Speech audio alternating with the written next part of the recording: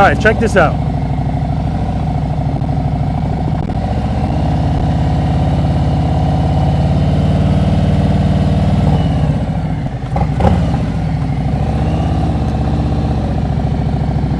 Check this thing out, guys. So it's got hydraulics on it, so I have the hydraulics off right now. But if I turn it on, see, the bike will hold itself up. And that stays active until I get to 7 miles per hour. And then there's a green light on here that turns blue. And then it turns into a normal motorcycle. So if I turn this off with this switch, see, now the bike will lean over. But if I turn it back on, see, it stops it. That is awesome. So you can come to a red light, switch that on. But here's the good thing, you can keep it on all the time because once you get below 7 miles per hour, it turns on automatically. That is awesome. All right, so guys, the motorcycle, there's a lot going on with that motorcycle. Where you going, man? Oh. There's a lot going on with that motorcycle. Curtis Parker, go to that YouTube channel and check it out. So do you go over that bike on the channel? I'm going to start doing it. You haven't gone over the bike yet? Oh, man. No, I got all kinds of pictures of me riding. But you didn't go over it. No, I haven't. Yeah, you got to go over that. I got to do that. Yeah, absolutely, because people are going to have so many questions, man, especially people transitioning over to trikes. There are going to be a lot of people that go, oh, shit, wait a minute. I don't know what the cost is, but if I can, trikes are not cheap either, or tri-glides. So if I can keep my current bike and just get that kit. That cost is $20,000 now. It was $14,000 when I bought it 6.5 years ago. Yeah. And what it does is it bolts on, so you can unbolt it, put it on a new bike. Exactly. So you can put it on your current bike. If you had a bike, you can just put that on it. Right. It's a kit. And you can also take the kit. You have to buy a couple accessories different, but you can put it on a Gull Wing or an Indian. He's doing that too. Really? Yes, he's spread out. Yeah, so that's information you got to get out there, man. Yeah, okay. Because a lot of people, I'm sure, are looking at their motorcycle. They know they can't ride it anymore. They're looking at a tri-glide, but they love their bike. This allows them to keep their bike. I mean, that's crazy, man. Again, thank you, man. Thank you. Thank you for hanging out here with me, too. No, man, I loved it.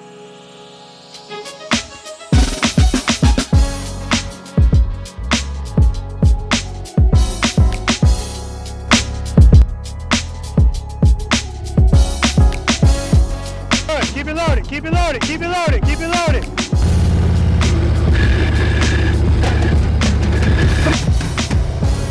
Very nice, I'm looking at the camera.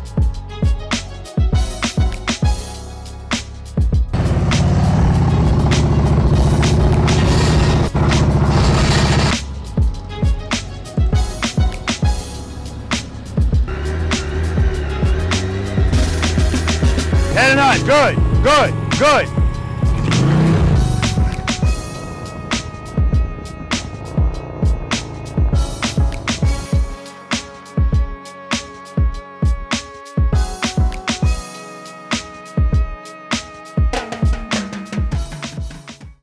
Preloaders, V.I.Preloaders, welcome back to the channel, guys.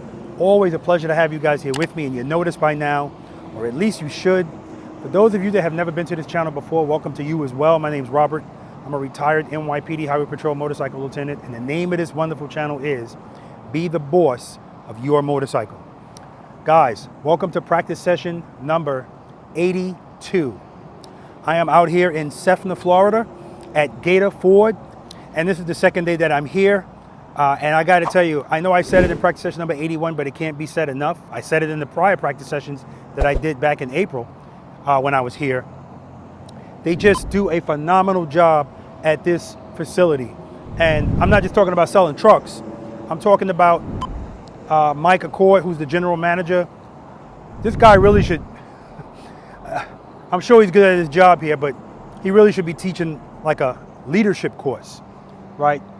I mean, he just takes such great care of the people that work for him. And he also takes great care of me when I come here and Preloader Nation. I can't even explain how, I'm looking up at the billboard, the electronic billboard sign with my practice session being advertised on there. That's just one of the things that this guy has done for me and for Preloader Nation. So just a huge thank you to Mike and Gator Ford for hosting me again. Just wonderful host, all right? Okay, for those of you that have never been here before, what we do on this channel is, yes, this is a practice session. We do motorcycle practice sessions. I focus on slow speed maneuvers between 1 and 10 miles per hour.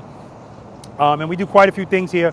And in my opinion, this is the bread and butter to get you to be comfortable riding your motorcycle at slow speeds. And when I say riding your motorcycle, I mean any type of motorcycle. The rules don't change, right?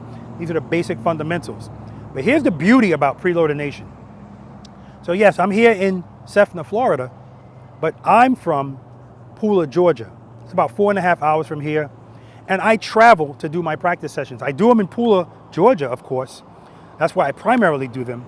But I travel, and the reason I do that is I know that there's a lot of people that watch my videos and they would love to participate and get some knowledge, check a list off on the bucket list or whatever the reason. But the distance is probably not gonna happen, right? So I say this to say, obviously I can't go everywhere because I get requests to go a bunch of places.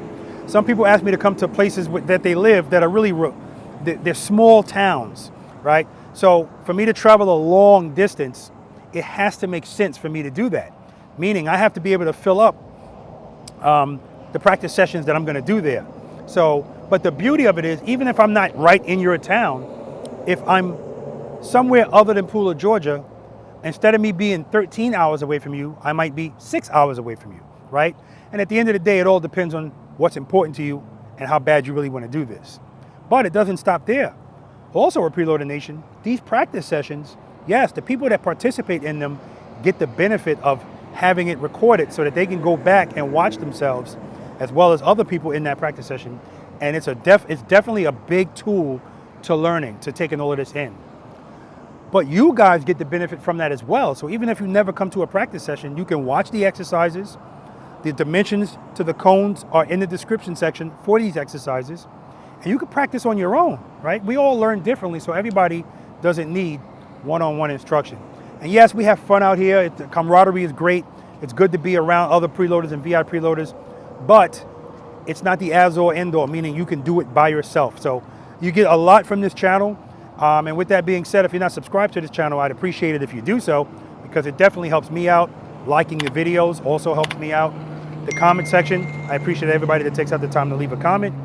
And hit that notification bell, guys, and switch it to all. That way you won't be on the not knowing side anytime I put out a new video.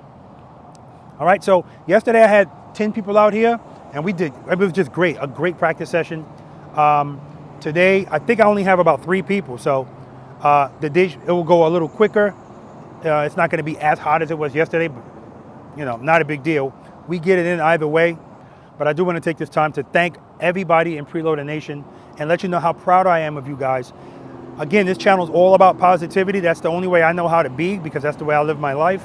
So there's no arrogance here, there's no judgment, no name calling, none of that macho crap. You know, dropping your motorcycle is par for the course. You know, if you wanna make an omelet, you're gonna have to break a few eggs. That's not to say we're trying to break anything out here, but you guys understand what I'm talking about. It's just a great place to learn, a great learning environment in that realm of positivity. And it's an each one teach one environment, so we all help each other out, we spread the word, and that includes with me. If I don't know something, I want you guys to share it with me. Or again, it's not always about right or wrong, sometimes it's just a better way of doing things. And because we all learn differently, what's better for you might not be better for the next person, and vice versa. All right? All right, guys, so we have 1 through 9 out here today. We have a bonus exercise. We have follow the leader, and we have the slow race. So when the preloaders and V.I.Preloaders get here, we're gonna talk to them, as we always do. We're gonna find out who they are, where they're from, what they're riding, how long they've been riding a motorcycle, more important to me, how long they've been practicing slow speed riding, and what they rate themselves on a scale of 1 to 10, 10 being the best, in slow speed maneuvers. Again, that number's for them and them only. Then at the end of the day, I asked them again if there's any change, and there's no pressure. That's another thing, there's no pressure here at all. You do what you wanna do, nothing more, nothing less. And there's no pressure for them to change that number. If they rated themselves high in their opinion, they can go down. If they rated themselves low in their opinion, they can go high, or the number can stay the same. All right, guys? All right, let's do it. What's your name? My name's Dave Aviles. Okay, where are you from, Dave? Riverview. Are you originally from here? No. Okay. I'm from New Jersey. Ah, Northerner, beautiful, Yes. beautiful. Moved down here about 20 years ago, 23 years ago. Okay, how long you been riding the motorcycle? On and off the last few years. Okay, what are you riding today? 2022 Street Flag. Okay, how long you been practicing slow speed riding? only for like a couple weeks. Okay. 3 weeks, maybe tops. Good. If you had to give yourself a rating 1 to 10, 10 being the best slow speed, what are you giving yourself? Well, I thought about this for a long time, and I watch the videos and I see how these guys are rating themselves. Yeah. I'm going to be, honestly, a -1. Okay. Okay, that's fine. Pleasure to meet you, man. Nice to meet you, Robert. And awesome hat, man. Awesome hat. Oh, thank you. What's your name? Ryan. Where you from, Ryan? I'm from Valrico, Florida. How long have you been riding the motorcycle? I've had this bike now for probably roughly around 2 months. Okay. Not very long. Okay. I had a Suzuki before that I rode Okay. for a little bit. So Okay. What are you riding today? today I'm riding a 2016 Road King. All right. How long have you been practicing slow speed riding? My buddy took this course a little bit ago, and he's been giving me some tips here and there on it. So I've been practicing with him a little bit. Not very long. Probably again 2-3 months maybe. Okay. Okay. Shout out to Braden. And this is a prime example. Braden was in practice session number 81, which is yesterday. He's also a mechanic that works here at Gator Ford, as you are too, correct? Yes, sir. Okay. And Braden has been working with him. This is what I mean when I say to each one teach one. This is how we spread this. I'm one guy, right? One guy with a YouTube channel. But if all of us spread this information to the people that ride motorcycles, this is how we're going to be safer as motorcycle riders in the motorcycle riding community, period. Absolutely. If you had to give yourself a rating 1 to 10, 10 being the best, slow speed, what would you give yourself? Right now I'd probably give myself about a 5, Okay. 6. Pleasure to meet you, man. Nice to meet you too. All right. Thank you, sir. And what's your name? Angelo, sir. Where you from? Brooklyn, New York, living now in Plant City, Florida. Okay, so we got 2 Northerners, plus me, it's 3. That's good. How long have you been riding the motorcycle? Quite some time, very long time, about 20 years. Okay. Yeah. What are you riding today? 23 Road Glide. Nice. How long have you been practicing slow speed riding? Actually, this is going to be my second time with you, Yeah. and practicing, it's off and on. I'm going to give you a total of probably 1 month Okay. total.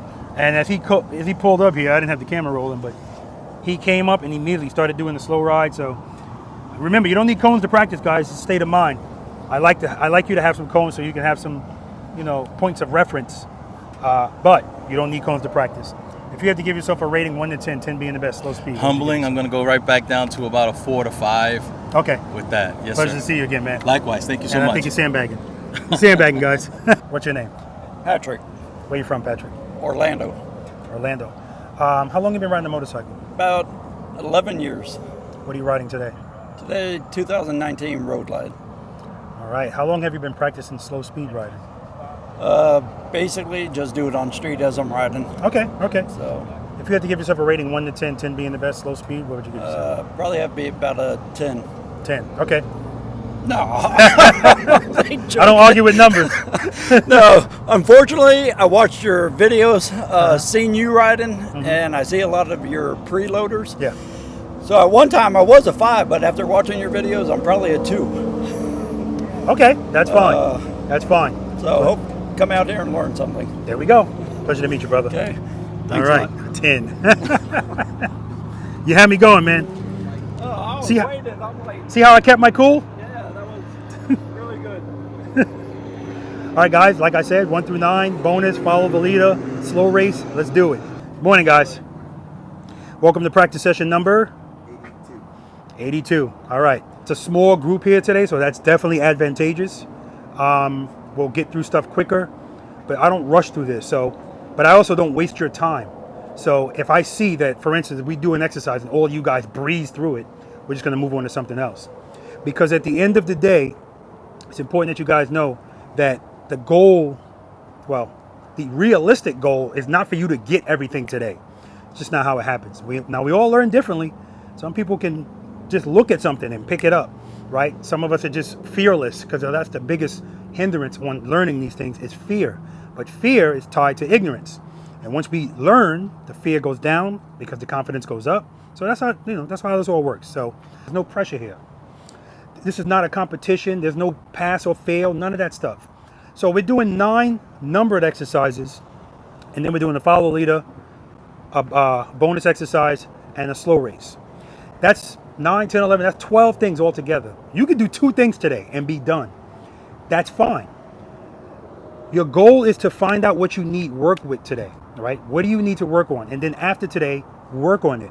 Because if you just come practice, and that's the only time you practice, when I come here every 3 months, that's not going to fly, right? This is a perishable skill, meaning, I mean, you don't have to be a fanatic about it, but what I will tell you is the more confident you get, there's plenty of people that tell me, if I have to make a choice, I don't have a lot of time, take a short ride or a short practice, they choose to practice because this becomes fun now. Again, it's not fun when you're terrified of it, but as you learn and your confidence goes up, you want to keep doing it. And then when you get around your buddies and see that they're still deficient, I mean, I'm going to keep it 100%. I tell people to help them out, but part of you're going to feel superior to them, right? It just is what it is. You know, you make a U-turn, nothing, it doesn't even have to be crazy. Just make a U-turn. Watch how much attention it gets, right? It's perceived as a stunt, or the way people deal with it is, oh, that must be a motor officer. Negative. I've worked with plenty of motor officers that they stopped practicing. They passed, they got in, and then it was like, all right, I'm good now, I'm good. No, you're not, right? So, if you guys have any questions today, please ask them. Does anybody here have an issue being on YouTube? No? Good. That's good to know. With that being said, there's thousands of people that are going to be watching this video. So they have questions, but they're not here to ask them. So if you haven't asked them, no such thing as a stupid question. And people will see themselves in you for whatever reason it is, relate to you for whatever reason it is. And this helps people learn. And I think this is one of the reasons why this channel is so successful. If it was just me doing videos, setting up cones, people are going to check out on that shit real quick because, all right, guy, we get it. You're good on the bike. You were a motor officer, so that's why you ride like that. But when you see average riders of all skill levels start here and end up here, right, it's inspiring to people. They say, I can do the same thing. If she can do it, that's why I tell female riders, you're my biggest draw because you appeal to everybody. Females will watch you and go, girl power. If she can do it, I can do it, especially if they're small. And a guy will look at you and go, oh, this is bullshit. If she's doing it, I got to do it. So it helps out everybody, right? But again, no macho-ness here, no arrogance, no judgment. It's not what this is about, all right? If you drop your motorcycle, it's par for the course, right? Now, nobody wants to drop it, but if it happens, not a big deal. Speaking of, let's talk about the push-up penalties. If you squeeze that front brake during a slow speed maneuver, that's a 10 push-up penalty, right? We don't need that front brake at slow speeds. It's too much stopping power. We're going to talk about that more. Putting your feet down, that's how we get injured, period. Anything that we do on the motorcycle out here at slow speeds, I'm not talking about something crazy like somebody just throttles their bike and they just stay on the throttle and they run into something. That's extremely rare. But the most common way we get hurt is putting our foot down. You put your foot down while that bike's moving forward, especially these kind of motorcycles, saddleback guards. As the motorcycle's traveling forward, your foot's traveling backwards. Naturally, it's going to go up. The bike is leaning in that direction. Your heel's going to meet something hard, and it's not going to end well for you. So, 10 push-up penalty if you put your foot down when you feel falling. And that includes any form of it. If you go like this, that's 20. 10, 20, 30, It's not the answer, but that's what we're going to work on today. We're going to work on reprogramming your brain to understand that when you feel falling, that's not the answer. What is the answer? Stay on bike, I guess. No, what is the answer if the bike's falling? That's a good answer, but it's not what I'm looking for. Whoa. If you're trusting and believing, that's actually the correct answer, but what does that mean? Loading. Huh? Loading. Preload. That's right. Opening up. Well, you already preloaded. Open up the clutch.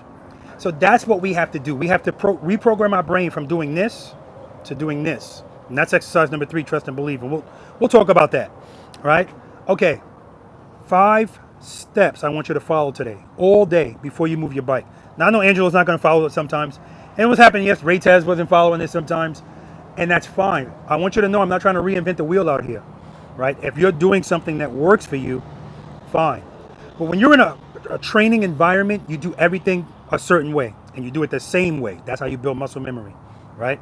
So, step number 1. What's always step number 1, Angelo? Make sure you're in first gear. That's right. You're going to make sure the motorcycle's in first gear. And now with this new beautiful CVO, I can see what gear I'm in even with the clutch pulled in. And it's a big number. So I can on mine. I know you can. So this is, this was something I've been asking for the longest. So Harley Davidson, thank you. Awesome job. I'm glad they were listening because it makes a huge difference. Not just in slow speeds. I'm riding sometimes and I downshift. I'm getting ready to go on a turn and I have the clutch pulled in I'm not in the friction zone, but I have the clutch pulled in. And now, when I'm ready to open up the clutch, I want to know what gear I'm in before I open it. And I didn't have that option before. Now, bam, there it is. Either I can kick up, go down. So it's a beautiful thing. Make sure the motorcycle's in first gear. And we're going to talk about throughout the day why we want to always do that. Step number 2. Cover the rear brake. Cover the rear brake. Beautiful. Why do we cover the rear brake? Well, in case you need it, sometimes you have to press the brake more, let up. I like that answer, in case you need it. Everything that we do today on the motorcycle, I forgot to tell you guys, take your egos, leave them in the grass. You can pick them up before we leave. Leave them in the shade. I don't want them to be too hot. But everything that we do on the motorcycle is with grace and fluidity. That's how we have to operate at slow speeds. If I'm going 50 miles per hour and I go like this, not a big deal at all. Power's going to that rear wheel. We know with power, the motorcycle wants to stand up and go straight. If you have a passenger and she moves around or he moves around at 50 miles per hour, it's not going to affect you at all. But if you're going 3 miles per hour and she shifts, oh, whoa, what are you doing? Everything's exaggerated at slow speeds. So that's why we want to operate with grace and fluidity. Everything that we do at slow speeds are small increments of movements, whether it be the clutch, the throttle, or the rear brake. Small increments of movements. So when I said, all right, if the bike is falling, if you feel falling, address it as soon as you feel it, and it's a small movement. So I feel falling, I address it right there. Anytime you see me riding, even when Angelo pulled up and he was kind of trying to sit still, that's what he's doing. He's waiting until he feels, uh-oh, and addresses it right away. Small movement. If he addresses it too much, it's going to create a big movement. Still not a big deal. That's why we cover the rear brake. Because we cover the rear brake because if we need to use it, we're already there. So if we're already there, we're more inclined to apply gentle pressure. If your foot's on the footboard and you go, oh crap, you're going to smash at it, right? So today, I don't want to see, yes, whose bike was pop locking yesterday? Warren. He doesn't work here, but Warren's bike, it was like a mechanical bull because he was on his rear brake like this. So I'm always watching you guys. And if I see your foot going like this, your bike's going to go like this. And every now and then I see somebody's clutch hand going like this. I can't imagine why anybody would have to do this with their clutch because the movements are so small with the clutch. And that's how you get this, right? So this is why we cover the rear brake. It's going to help us be easy with the rear brake. Now, with that being said, your rear brake and your throttle work together in harmony. It's what makes it possible for you to be able to ride at a very slow speed without falling over. That slight power in the friction zone, dragging the rear brake with light pressure. Don't make them fight. And by making them fight, I mean you're applying a lot of rear brake, right? You're bogging the motorcycle down. That's going to heat up clutch plates. It's going to affect your clutch. But to all the people that put the comments in the comment section, it's people that don't know any better saying, oh, I'll put a video out of me doing some slow speed, but something is like Angelo was doing, just nice and slow. There go those clutch plates. The motorcycle's designed to be ridden in the friction zone. It's a wet clutch. But even if something's designed to do something, you have to do it in moderation, right? So we got to do stuff intelligently. So that's another reason we'll take breaks today because it's going to be kind of hot. All right, step number 3.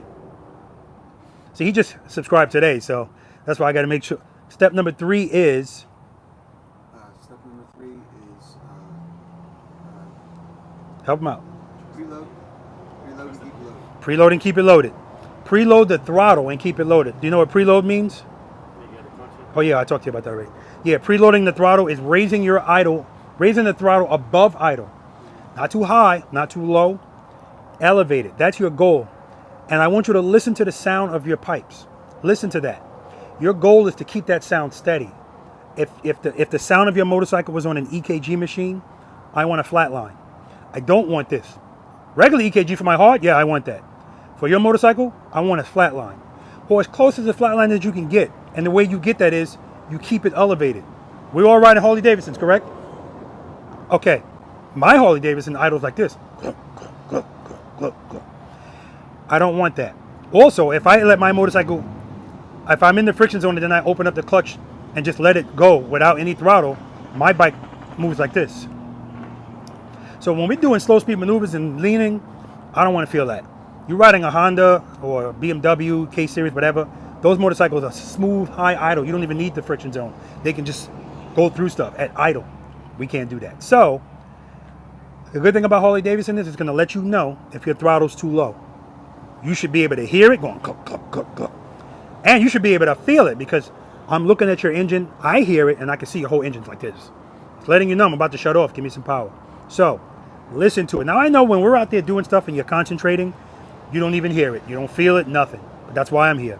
And that's the benefit of you being able to watch these videos, because you can go back and watch it, hear it, and go, oh, man, I see it now. I hear it now, all right? Preload your throttle and keep it loaded. That's the most important part. We preload so that we can do step number 4, which is slowly release the clutch into the friction zone. Once we do that, what happens is a lot of people will now forget about the preload and they start letting it out. That's when it's most important, because once you start moving, especially if you're going to move and start to turn, if the bike stalls out, it's going to fall most likely, right? But the first 4 things that we're doing here today, we're not leaning the motorcycle at all, right? Because we got to make sure we take care of all of the basic stuff straight up, right? And if we can address it then, by the time we start leaning and stuff, we'll have a better understanding of it. I'm not saying you're definitely going to get it, right? But it's going to help. And then lastly, step number 5, as soon as the motorcycle starts to move, guys, pick up your foot. Notice I didn't say feet, your foot, because one foot's covering that rear brake. That's step number 2. So if you guys go to move your motorcycle and I see you do this, you're going to keep that foot on the ground as long as possible. First of all, it's putting your heel real close to the saddlebag. I don't want you to do that. But also, it's showing me you don't trust it and you don't believe it. I don't want you to do that. As soon as it starts to move, pick up your foot, all right? And it doesn't have to be like this. Just pick it up. Now, if you pick up your foot and tap it back down, 10, 20, those are push-ups. Because, again, you're doing that when you feel falling, and I don't want you to do that. That's the answer, okay? All right. All right, so the first thing we're going to do today, guys, short starts and stops, is going to be at those high cones over there. Those cones are 15 feet apart. The distance is doesn't have to be exact, but it needs to be close. And the reason I'm saying that is because I need you to be in full control of this motorcycle. And what most motorcycle riders do, because they're not comfortable between 1 and 10 miles per hour, is they either introduce speed or they duck walk. We already know we're not duck walking. Whether it's 1 foot or 2, we're not duck walking today. So you have to go from one cone to the other. I don't want you to let the front wheel pass the cone, because this is also about being situationally aware where your motorcycle is, where the front wheel is, where the saddlebags are. He rides a road glide, so he's the only one that has no clue where his front wheel is. Well, me too now. Oh, you too? Oh, yeah. Yeah, they have no clue where the front wheel is. So it's a guessing game. But the more you practice, you get a better idea of where it is. It's a judgment thing. It's just like when you first start driving a car. Most people, the biggest problem is judgment. So they'll be going real slow, and you'll be behind them saying, I can fit a tractor trailer through there. Because really, I can't see what's over there. But after driving for a while, I can judge where it is. Same thing with your motorcycle, right? And what I want you to do is start smoothly. Like I said, follow the first 5 steps. If you open up your clutch slowly, the bike's going to start to move slowly. But what happens is when it starts to move slowly, immediately you feel the handlebars go like this. And then people go, oh crap, put a foot down. Negative. Friction zone. Rear brake at the same time. And in that exercise, I want to see the handlebars doing this. If you're going straight, it's going too fast. Because speed is going to straighten out your handlebars for you. I want this to be all on you guys. And I'm not looking for perfection, because it doesn't exist, right? In fact, I love it when it's not perfect, but I watch you work through it. That's how we learn. You know, if everything worked out, we would never learn anything, right? And in life, if everything worked out, we'd have no life skills. And then when the shit hits the fan, we're panicking, right? This is what builds character in us. So your goal today, guys, and it's the rest of your motorcycle riding career, your goal is when you bring the bike to a stop, your foot comes down like this, or in stride like this. That's it. That's the only 2 options I'm giving you. If you stop like this, or if you stop like this, that's a couple of things. One is, a lot of people, when they're stopping, first of all, they're using the front brake. It's too much stopping power, right? And you have to be too precise with it if you do want to use it to stop easy. I'm not saying it's impossible, but if you don't already have this in your muscle memory to use that rear brake in certain situations, when happens, you're going to grab at that front brake if that's what you're accustomed to doing. And that's when people have problems dropping the bike, stopping with the handlebars turned, blah, blah, blah, blah, blah, right? The other issue is people don't recognize that, the other issue is when people feel falling, they associate that with it's time to stop. Fall and stop. And that's why the stop is so abrupt. When no, the motorcycle doesn't dictate when you're stopping, you do, right? That's part of being the boss of the motorcycle. So the other thing is when people are stopping, they don't do it progressively. There's no gray area. There's no in between. No brake, brake. Nothing in between. It's progressive. So when you're stopping, brake, brake, brake, brake, brake, brake, brake. And when you're ready to finally stop, brake. But again, this is about coordination too, because sometimes people are uncoordinated. So I can tell them stop right here, and they know that's where I got to stop, and the stop will still be like this. Because again, if they feel I'm gonna fall, I have to stop. How much is your balance relevant while you're riding slow? A lot? 50%. Okay, actually very little. And here's why. We already, I don't know if we agreed. Do we know what keeps the motorcycle upright at slow speeds? Power to the rear wheel. So if we know power keeps it up, what does our balance have to do with it? Anytime that bike's gonna fall, I'm not doing this. I just gotta do that. That's gonna keep the bike up. The only time balance is relevant is when you're going like 1 mile per hour. Like when he was stopped, when you're trying to do that, that's when your balance is gonna matter. But even then, just a little bit, because if the bike starts to fall, I'm not gonna, you could do this, or you could just do that. So it's important that we know, forget about balance. It's not a big deal. If you feel falling, open up the clutch. It's good. I guaranteed you, nobody here had to pay today, so thanks to Gator Ford. But all your money back, I always guarantee this. If you provide sufficient power to that rear wheel, it is not going to fall. So if you drop your bike today, I'm going to ask you what happened. It's a rhetorical question. It's always the same answer. I felt old crap. I pulled in the clutch. No power. We're already going slow. Bike's going to fall. If you're going fast and you pull in the clutch, of course you have momentum, so you're still going to be fine. But that's why I don't like to deal with momentum out here today, because if we're going to be comfortable riding in the friction zone, we have to know how to do it with the friction zone, not momentum, right? Okay, so we're going to start smoothly and we're going to stop smoothly. I'm going to be looking at your foot on the brake. I'm going to remember, dragging the brake is going to give us smoother operation in the friction zone. This is not. Wrong hand. This is not, right? I'm not saying this is never necessary, but nice and easy, nice and easy. Once you find a good spot, that's another thing. People change stuff all the time when they're riding in slow speeds, and that's why everything is so. So once your bike starts to move, you open up your clutch. If you're at a speed that you like, stay there. Wherever you are in the friction zone, just stay there, right? And if you have to make modifications, they're very small, but stay there. Your throttle, if you have a good preload and you like the way that sounds, stay there. And then the rest will be smooth. Trust me, if you're on the rear brake and you find a good spot where you're dragging it, stay there. Not too much, not too little. You know, as time goes on, I get a lot of questions about what do I do in this situation? And my answers are usually, it depends. Everything's going to depend on what's going on. But one of the reasons we practice is it gives us options. And if you don't practice, your options are limited to your skill level. So people that don't practice, one option, squeeze and hope for the best in emergency situations. Or sometimes it's not even an emergency. It's something as simple as, I pull in the gas station, this pump's not working, I want to go to that one. For me, it doesn't even think, I don't have to think twice, just make a goddamn U-turn, like any other conventional vehicle. But on a motorcycle, somebody that doesn't have any training, that's a uh-oh moment. A simple, I'm not talking about dragging boards, it could be a 27-foot U-turn. Screw that, they're gonna go all the way around.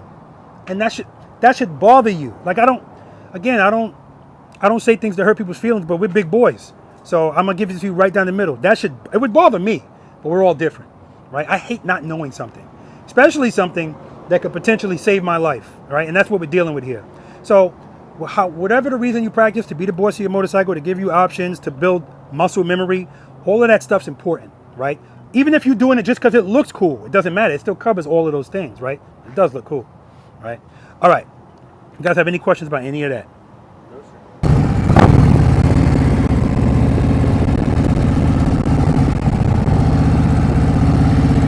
All right, guys, so this is all we're doing. Follow the first 5 steps. Slowly release the clutch. As soon as it starts to move, pick it up. Friction zone, friction zone, friction zone. Rear brake, friction zone, friction zone, friction zone, friction zone. I'm staying in the friction zone all the way until I stop, and that's what's keeping the motorcycle true at such a slow speed. Reload. Put up. Friction zone, no rear brake. Now, right now, rear brake, friction zone, rear brake, friction zone, rear brake. Boom. Nice and easy. All right, let's do it. All right, guys, warm-up exercise, short starts and stops. I got 4 people participating today, all sponsored spots. That's just a beautiful thing. Gator Ford, beautiful. All right, You can go to the next cone.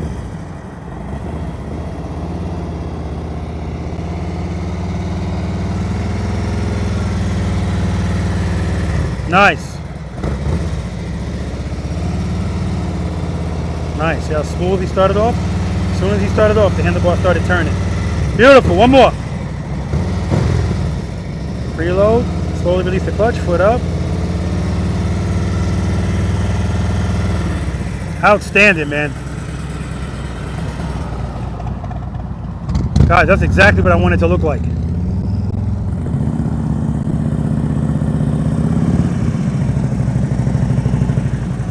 All right, the whole time you're moving, your eyes are down.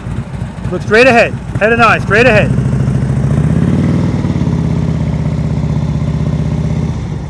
Good. Start off a little slower. Stay slow. Good. Foot up. Work it out. Good. Good. Good. Good. All right, one more.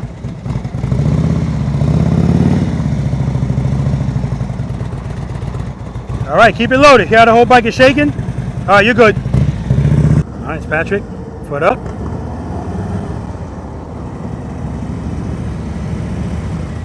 Good. All right, next cone. Easy with that clutch. Easy with the clutch. All right. Reload. Good.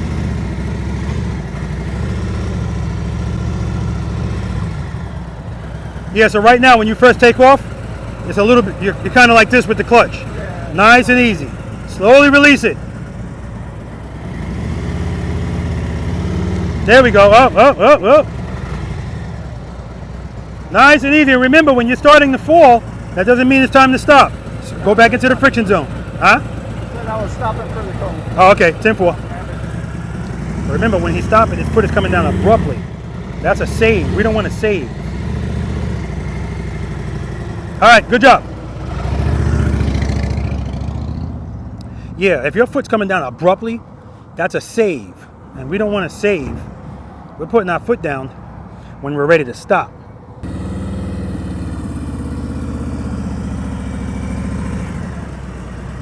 All right, what's step number 2? There we go. There we go. Reload. Good. Whoa, whoa. All right, start off slower. Remember, preload your throttle, keep it loaded, slowly release the clutch, and you're fine. You don't need speed. Good, foot up, rear brake, rear brake, rear brake, rear brake, rear brake, rear brake. So right now I see your foot go like this. All right, nice and easy. You can even start out with a little bit of pressure on the rear brake if you want. Good, preload. Good, rear brake, rear brake, rear brake, rear brake. Okay, this time when you start, as soon as you start to move, pull the clutch in a little bit. You're keeping the clutch open, that's why you're going too fast, okay?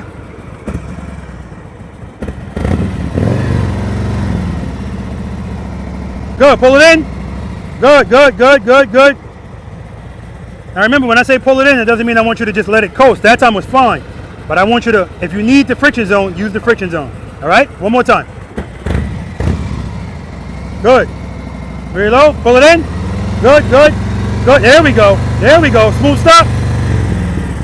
That's what I'm talking about, man. That was perfect. Good job.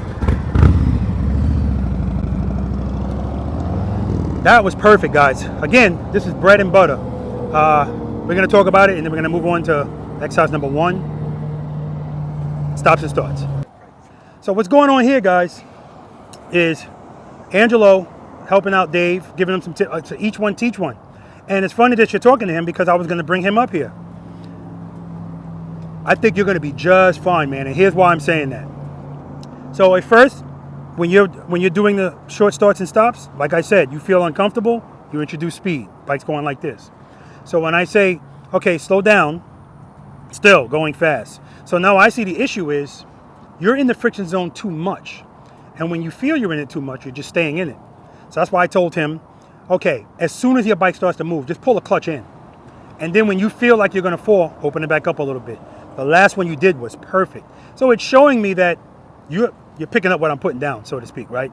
And you're able to apply what I'm saying. So that's good, right? And your thing right now is clutch control. Yeah, your clutch is popping your bike like this. So again, at the end of the day, I'm looking for this. And I part of me expects to see it. Angelo, butter smooth is exactly what I want to see. You look good too. Again, head and eyes, guys. We're going to make sure we're looking where we want to go, right? I understand I'm saying stop at the cone. Your peripheral vision will pick it up. You can look at it. Don't stare at it, all right? That's the bottom. I got to be realistic. Look at it, but don't stare at it. Once you see where it is, move on with your life.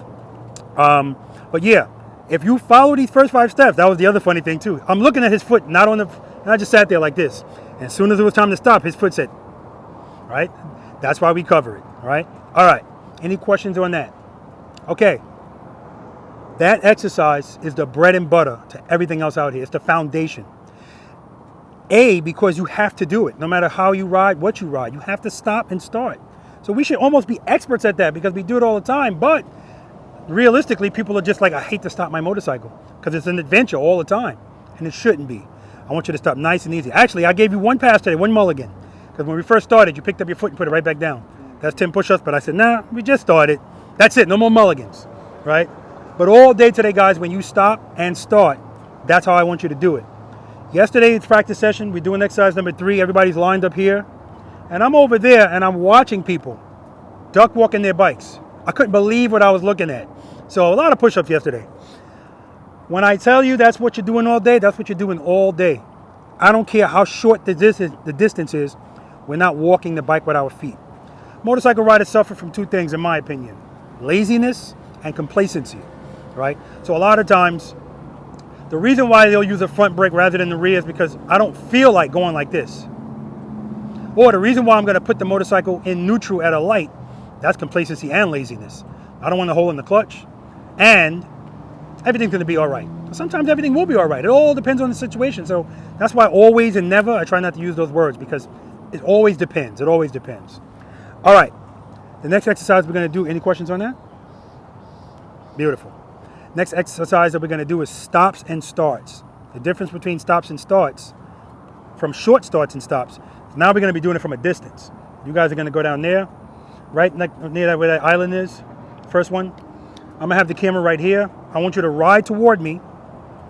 I want you to go up to second gear. This is not emergency braking. You don't need to be going 45 miles per hour. You could be going 20 miles per hour. That's fine. The purpose is to get you to be accustomed to now, at that speed, can we use the front brake? At that speed, Yeah, absolutely. Front brake.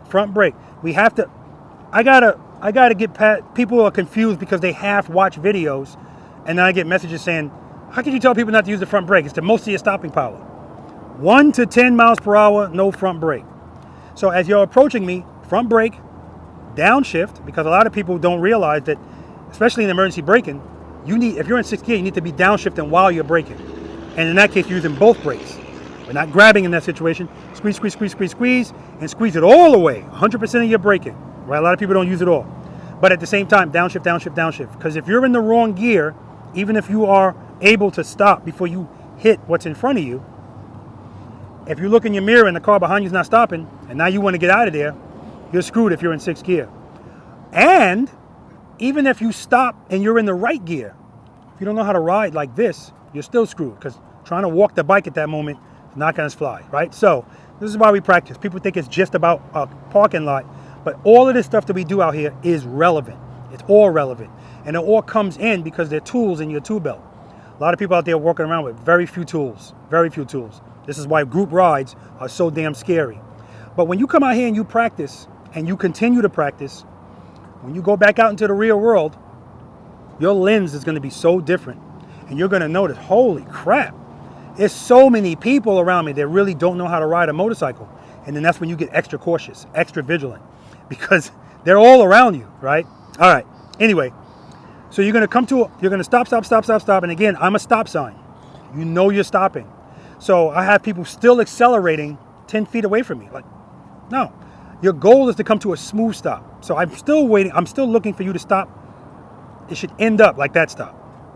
Nice and easy. You shouldn't be diving, nothing like that, right? And what this is also going to be working on is when you get between 1 and 10 miles per hour, it's up to you when you do this. Forget about the miles per hour. It's a feel thing. Get off of the front brake, rear brake only. You're finishing off that stop with the rear brake only. That's the exercise. And then when it's time for you to go, First 5 steps, smooth takeoff. You're gonna come around and you're gonna park right here, facing this way, right there. Questions? All right, let's do it. All right, guys, exercise number 1, stops and starts, foot up, good. Second gear.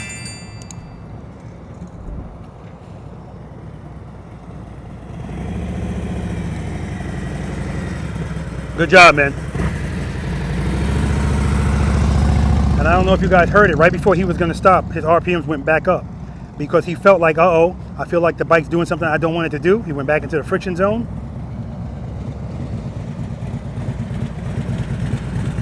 All right, that's 10 push-ups. Foot went down twice. Again, when you're coming to a stop, if you feel like, uh-oh, the bike, it feels like I need to put my foot down, just go back into the friction zone just a little bit, but rear brake at the same time. All right, make sure you keep your head and your eyes up.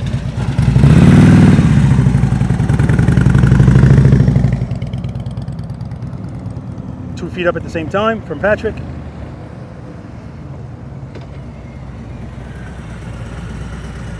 Nice. Now remember, I said I wanted you to stop like you stopped over there. Well, shit. Oh. So you're stopping like this. Get up second and then. Yeah, get up to second, but I said by the time you get to me, smooth stop. All right, so you don't have to go fast. Do it again. And he started out with 2 feet on the ground again. So we'll talk to him about it. I'll only bring it up a couple of times, and then after that, you know, he's used to riding a certain way. All right, remember, nice and easy. Right there when you came to a stop, the bike went like that. All right, try that again. Cover the rear brake. Okay, now this time Patrick followed the first 5 steps. Ah. Good, there's the downshift. All right, same thing. Yeah, it's diving. Also, it looked better from the start because you started right. The first time you did it, you weren't covering the rear brake, 2 feet came up. And when you left here, same thing, 2 feet came up. Just remember, cover that rear brake. All right, you're good.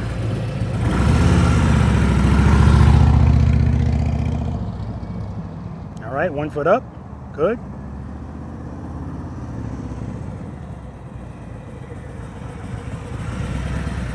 All right, we'll work on that. Yeah, still diving. Not covering the rear brake. We're going to talk about it. Guys, we're creatures of habit, so you know, you have to do things over and over to get into your muscle memory, so that's why I'm going to harp on it. All right, I'll talk to them. All right, so guys, the #1 contributing factor to accidents on the highway, this is cars and motorcycles, speed, right? The #1 contributing factor to people making wide turns on a motorcycle, speed. So when I'm asking you guys to come to a smooth stop here, what's going to make that more difficult for you is speed, because now everything has to be coordinated quicker. So that's why you're coming to a stop, and at the end your stop's like this. Whereas if you slow down, if you approach me like these two guys, nice and easy, everything is easier for you. It's easier for you to come to a smooth stop and just put your foot down like that, right? So some of you guys are still, when you feel falling, your foot is your kickstand, like it's saving you from falling, and that's not the way it's supposed to be. When I say a smooth and controlled stop, and we just got here, I'm just talking to you guys about it. A smooth and controlled stop, your foot's coming down like this. So I'm going to point something out. When Angelo pulled up, and I'm going to demonstrate it for you guys too, but when he pulled up, right before he was going to stop, I saw his handlebars go like this, and then I heard his throttle go up. What is he doing there? He's going back into the friction zone, because I told you the friction zone and your rear brake work together in harmony. And that's going to ensure that your bike stays true at a very slow speed.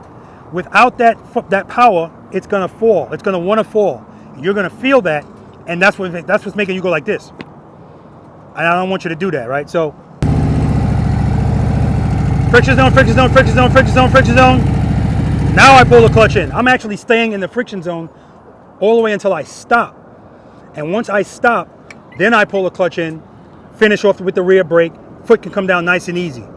Now, sometimes you might not have to do that, because sometimes the balance just works out. But I can guarantee you, if you're going very slow coming to a stop, yeah, you're probably going to start feeling this. If you feel that, just go back into the friction zone. Give me 90% rear brake, 10% friction zone, right? The numbers are not exact, but my point is, less power than brake power because you want to stop. The only reason you're giving it power is to stay up. That's it, right? Also, both of you guys are starting the motorcycle without covering the rear brake. Now, I know if we're right here and we're doing this exercise and you say to yourself, I don't need to cover the rear brake because I'm coming right here. I get it. But we play how we practice, right? So if you're accustomed to doing it, you take off that way. And then once you get to a certain speed, then you take your foot off the rear brake. But you always want to start like that, all right? Because then when you need it, you're going to do like you did before, smash at it, all right? Guys, trust me, these 5 steps, if you do them all the time, you know, it's going to make other stuff easier. Questions? All right, great. Exercise number 2, we're going to be doing the slow ride, all right? Now, slow ride, we can do this in one of 3 ways. Well, first of all, the purpose of this exercise is now to get you, it's almost like what we were doing with the short starts and stops, but now we're not stopping. You're going to follow the first 5 steps, slowly release the clutch. As soon as the bike starts to move, you're going to pick up your foot, and then you're going to ride the motorcycle at my walking pace. Now, yesterday, most of those people were less than my walking pace. Like, they were doing it really well. The goal is to not pass me, right? I'm not going to be, walking like this. Nothing crazy. I'm going to walk at a normal pace. You could do this in one of 3 ways. Like I told you, as soon as you open up the clutch and the bike starts to move, you could pull the clutch back in. Momentum, momentum. As soon as you feel like I need power, open, close. Open, close. You could do it like that. Don't need the rear brake at all. Or you can open up the clutch into the friction zone, and once it starts to move, slight pressure on the rear brake and just drag it. Just drag it the whole way. We're not going to do it a long way, so don't worry about it. Or 3, you can mix them up. But even if you're not using the rear brake, you're always covering it. All right? Are we all clear what I mean when I say cover it? Yeah, your foot's on it. Doesn't mean it's applying pressure. And with the Harley Davidson, yeah, you can rest your foot on it and the brake lights won't come on, so you're good, right? And that's the exercise. It's to get you comfortable riding in the friction zone. And the beautiful thing about this exercise, as well as the one we just did and the last one, you can do all of these every time you ride, right? Practice is a state of mind, okay? Questions? All right, guys, exercise number 2, slow ride.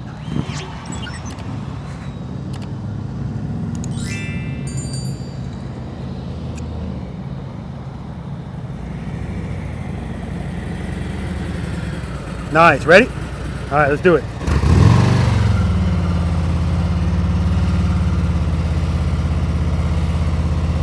Come to a smooth stop. A smooth stop. All right, you can park back over there. Good job, man. I don't tell them about the stop because I want to see how they're going to stop when I just bring it up. Again, it's not an emergency stop.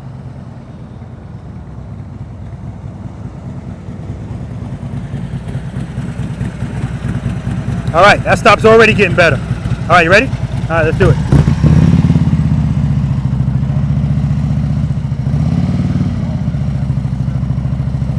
Nice. Come to a smooth stop. All right, you're kind of looking down the whole time. I want you to, even with the horizon, okay? All right, good job. Very nice. And those bars, man, he said he's going to change them. Those bars are wide and low. That's not a good combination. All right, it's already getting better. Ready? All right, let's do it.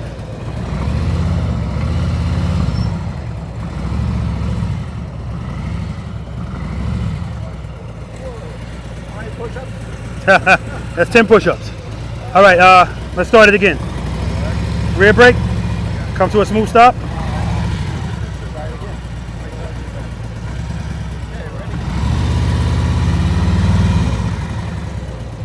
You hear your throttle? Stay in the friction zone. In and out, in and out. Easy with that rear brake. Come to a smooth stop. Nice and easy. There you go, there you go. So what's happening is he's not keeping the throttle loaded. But even if he was, he's got the clutch in too much. So he's not providing enough power to the rear wheel, which obviously that's why the bike's falling. Easy with that rear brake. So remember, when you're coming to a stop, go back into the friction zone if you're not in already, and just stay in the friction zone, but press the rear brake gingerly, progressively, until you come to a smooth stop, all right? Not too much in the friction zone, because we don't want them to fight. Okay, cover the rear brake. Yeah, you're always covering it. Now let's do it. Whoa! Jeez, come to a smooth stop. Okay, let's do it again. Nice and easy on that takeoff, just like over there. Open up the clutch and then pull it back in when you start moving if you need to. Open it up, good. Pull it in a little, good, good. Open it, close it, open it, good, good, nice and easy. Open it, close it, come to a smooth stop. That's what I'm talking about. There we go. All right, so that's coming together. That's just a clutch control. That's a clutch control thing. That's all that is. All right, guys, trust and believe time. Trust and believe, guys? Let's see if I finally get an accurate answer to do you trust and believe. So all of these little things that we're doing, we're fine-tuning the friction zone and your comfort in it before we start getting to anything where we're leaning or turning, right? So, and this is kind of what you two guys are dealing with. It's just being nice and easy with that clutch. Listen, I do get that it's difficult to be smooth and fluid when you're like this, right? I get that. It's going to smooth out though. Again, this is the wrinkled t-shirt theory. That's what I call it. T-shirts designed to cover the upper part of your body. Whether it looks like shit or not is irrelevant. It's still doing the job. That's your practicing. And the more you practice, the practice is the iron. And it's going to iron it out so that it looks nice and beautiful, right? So, once I brought you back to how you ended that last one, that kind of helped you out. Open up the clutch, and then especially in this case, we don't need a lot of speed. So if you don't need a lot of speed, we don't need to have the friction. We don't need to be in the friction zone a lot, or if at all. So at that point, pull it back in, let it work out, up, up, up. That's all you need to do, right? But we're always covering it. Now I noticed that you had your foot hovering over the rear brake. So listen, if you do that, yeah, that's going to discourage you from wanting to do it. Now you're working out this. Just let it rest on it. It's not applying pressure. Trust me, you're good, right? It's not applying pressure. Any questions on that? Now, Angelo was like, oh man, because he didn't stop smooth at the end. And I didn't tell you guys about that. I'm talking about me telling you, come to a smooth stop. I usually don't tell people because I just want to see how you're going to do it, now that you don't know what's going to happen. And he came to a stop, and he's doing it so smoothly that at the end, at that point, he's not even moving. The balance took him to the right. So he had to go like this, and he grabbed the front brake. Now, in that case, I'm not going to say 10 push-ups, because if you have to put your right foot down, clearly you can't use the rear brake, all right? I'm giving that to him because have to? No, all you had to do was go back to the friction zone. He would have been good, right? All right? All right. No questions? Good. Exercise number 3.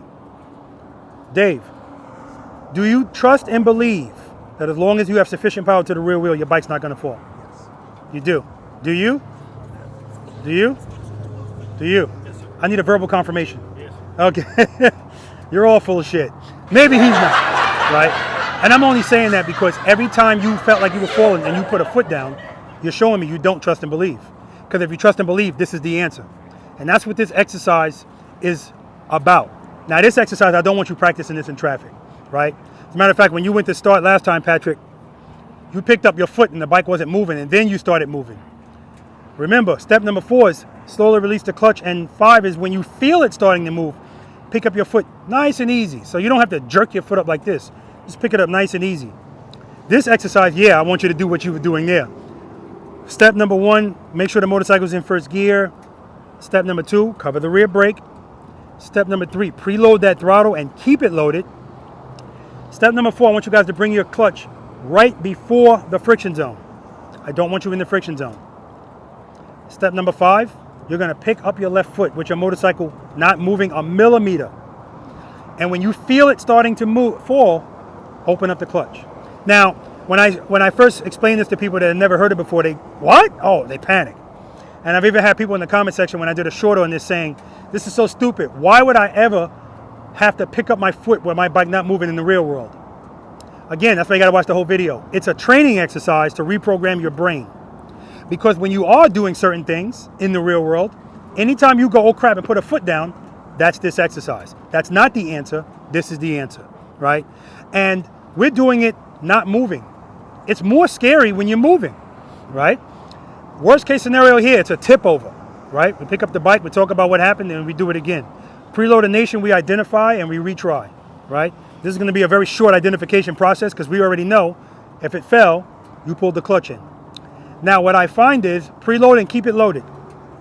what happens is once people get to step 4 and they start dealing with the clutch, when it's time to pick up that foot, all concentration's gone. The throttle starts going down. This is not the time you want the throttle to be low, all right? Or the bike will be moving before they pick up their foot. Now, I'm always watching. I'm looking at the tread in your tire. If I see the tread move even a little bit, I'm going to say you're moving. Trust and believe that as long as you provide the power, it's going to be okay. Sufficient power. So yesterday, this guy picked up his foot. The bike wasn't moving. It was fine. The bike started falling, and as he's opening the clutch, it's still falling. So he had an uh-oh moment. But all that meant was he opened it up faster. Bike didn't drop. So remember what I said when we first started. If you address it as soon as you feel it, it's a small movement. He waited longer, so it's a bigger movement and a bigger pucker effect, right? But not a big deal. So make no mistake about it. You can let this bike go all the way to the ground and still correct it, right? No reason to put your foot down, okay? All right. Also, this is a feel thing. I don't want you to pick up your foot and just open the clutch. You have to feel falling. The only way it's going to reprogram your brain. That's right. Sometimes people are sitting there preloaded, and they're sitting there for like 20 seconds. If that's your process, then that's what you got to do. That's fine. Or I'll see people doing this. The goal is not to see how long you can balance it without it falling. If you pick up your foot and feel like you have to immediately put it back down, you're in the exercise. Open up the clutch. And then once you do that, guys, I want you to come to a smooth stop. All right? A smooth stop, just like you were stopping over there. I'm not giving you some distance to do it. I don't want you to be on the highway, but if you need to, whatever you need to do to get right, come to a smooth stop. All right? I'm going to demonstrate it. Head and eyes, straight ahead. Now, I feel comfortable doing it right here because I'm going to address it as soon as I feel it, and then I'm going to come to a smooth stop. And when you do it like that, it looks like it's nothing. When you wait longer, that's when it's like, oh, it's dramatic. First gear, covering the rear brake, reload, clutch. All right, there it is, right before the friction zone, foot up, smooth stop. I'm addressing it as soon as I feel it, all right? All right, guys, exercise number 3, trust and believe. Now remember, the first answer was yes from everybody. They all trust and believe.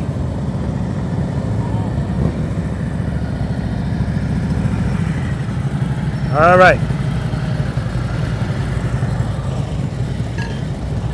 You know what you're doing here? First gear, covering the rear brake. Preload and keep it low. Don't forget to come to a smooth stop.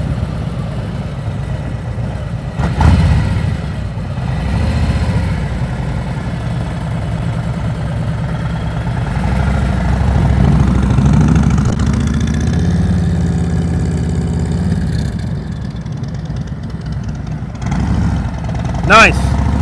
You're good. All right, first gear, covering the rear brake, preload the throttle, keep it loaded. Smooth stop. Outstanding, outstanding. All right, so it's harder to come out of a turn stopping. You did that smoother than stopping coming straight. I'm telling you, man, you can't figure this stuff out, man. I got issues. All right, you're in first gear, yes, covering the rear brake. Preload, slowly release, oh, there we go. Foot up, smooth stop. I tried again, you were moving a little bit. Preload, foot up, smooth stop. Yeah, well, you know, I don't even care about that. The trust and believe was done. The trust and believe was done perfectly. Good job, man. All right, you're good. Huh? I stopped your turn. Okay, yeah, that's what he just did. Oh. All right. So this is good. You're going to ace this because you said you trust and believe. You said it emphatically, too. So, yes. All right. Make sure you keep your head and your eyes straight ahead. Nope. Stop moving. You're moving. All right. Foot up. Open it up. Good. Smooth stop. Smooth stop. I'll take it, man. Yeah, you trust and believe. Good job, man. All right, guys. We're going to move on to exercise number 4. Right turns, left turns from a stop. All right. You trust and believe. All right. Any questions on trust and believe? Yeah. Dave proved me wrong. He was like, watch this, guy. Watch this. All right, Pat, you did it again when you were pulling up here. Guys, remember, don't stop with the handlebars turned, right? And that's what we're gonna kind of address that here in this exercise. And we're gonna talk about how do you deal with if you're turning and now you want to come to a stop. How do you deal with that, Dave? I guess I would have to straighten out first. Well, you have to straighten out, yeah. I'd have to straighten out first. Mm-hmm. But see, that's the thing. People are trying to straighten out, but they're still going a certain speed. So what you have to do is the same thing you do when you want to come to a smooth stop.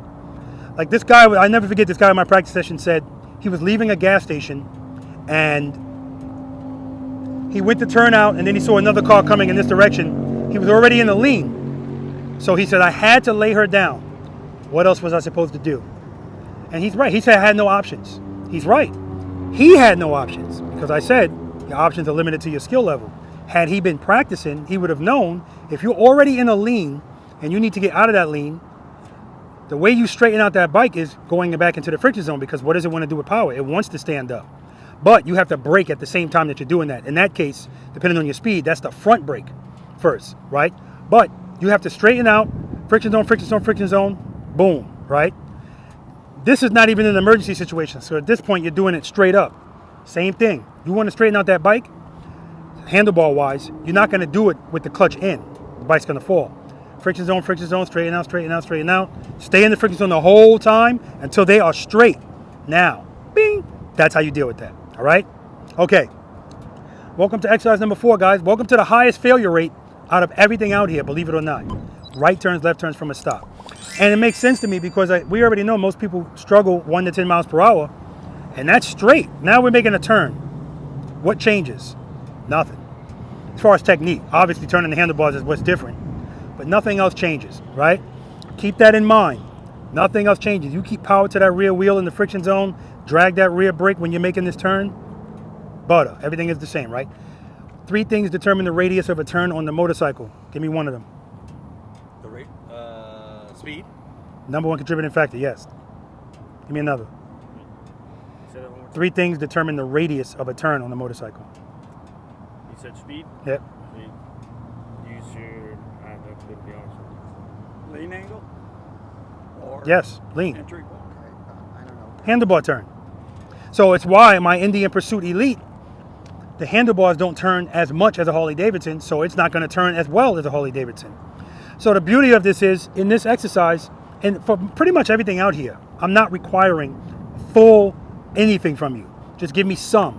So you don't have to do a full lock here. Forget about lean. No lean here.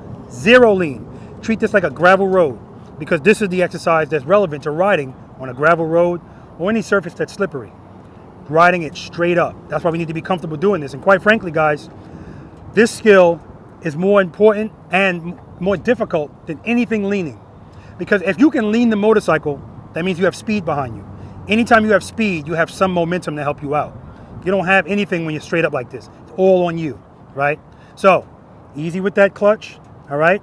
And that rear brake. The first time we go through here, guys, I just want you to go straight through. Don't lean. If you lean even a little bit, I'm going to call you on it. Straight up, that's what I want. If you pull in here, guys, when I practice this, I stop right here. Sometimes I stop here. Sometimes I stop here. This is not a competition. Stop wherever you want as long as it's within this box. So some people say, I'm not going to stop in the middle. I don't feel comfortable. I'm going to pull over here to make a left turn. That's fine. The more you practice, the more you're going to realize I don't need to do that. Now, if your motorcycle has a trailer on it, which some people do, then yeah, you got to get to the right a little bit. But just the motorcycle alone, you don't need to do that. I can make a turn from here and still make this turn, right? Secondly, don't turn too late. That's what people do a lot. They pull up here and they don't start turning until they're about right here. Now they have to lean. There's no other way they're going to be able to make that turn, right? Also, don't start turning too early where your bags are going to hit one of the cones, okay? So first time I'm just going to have you go through. Then I'm going to have you stop. Again, stop wherever you feel comfortable and go straight through. And then lastly, I'm going to have you stop, make the turn, and stop, all right? Ideally, you want to be in the middle. Ideally.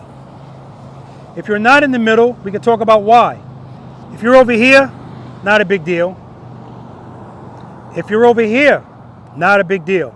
We'll talk about why. It's usually the same thing. Don't stare at my cones, all right? They don't like it. It's inappropriate, all right? You guys are grown men. Look how small they are, right? You can look at them, but don't stare at them. So the question sometimes is, well, head and eyes, guys, so important, so important. What comes first, head and eyes or handlebars, Dave?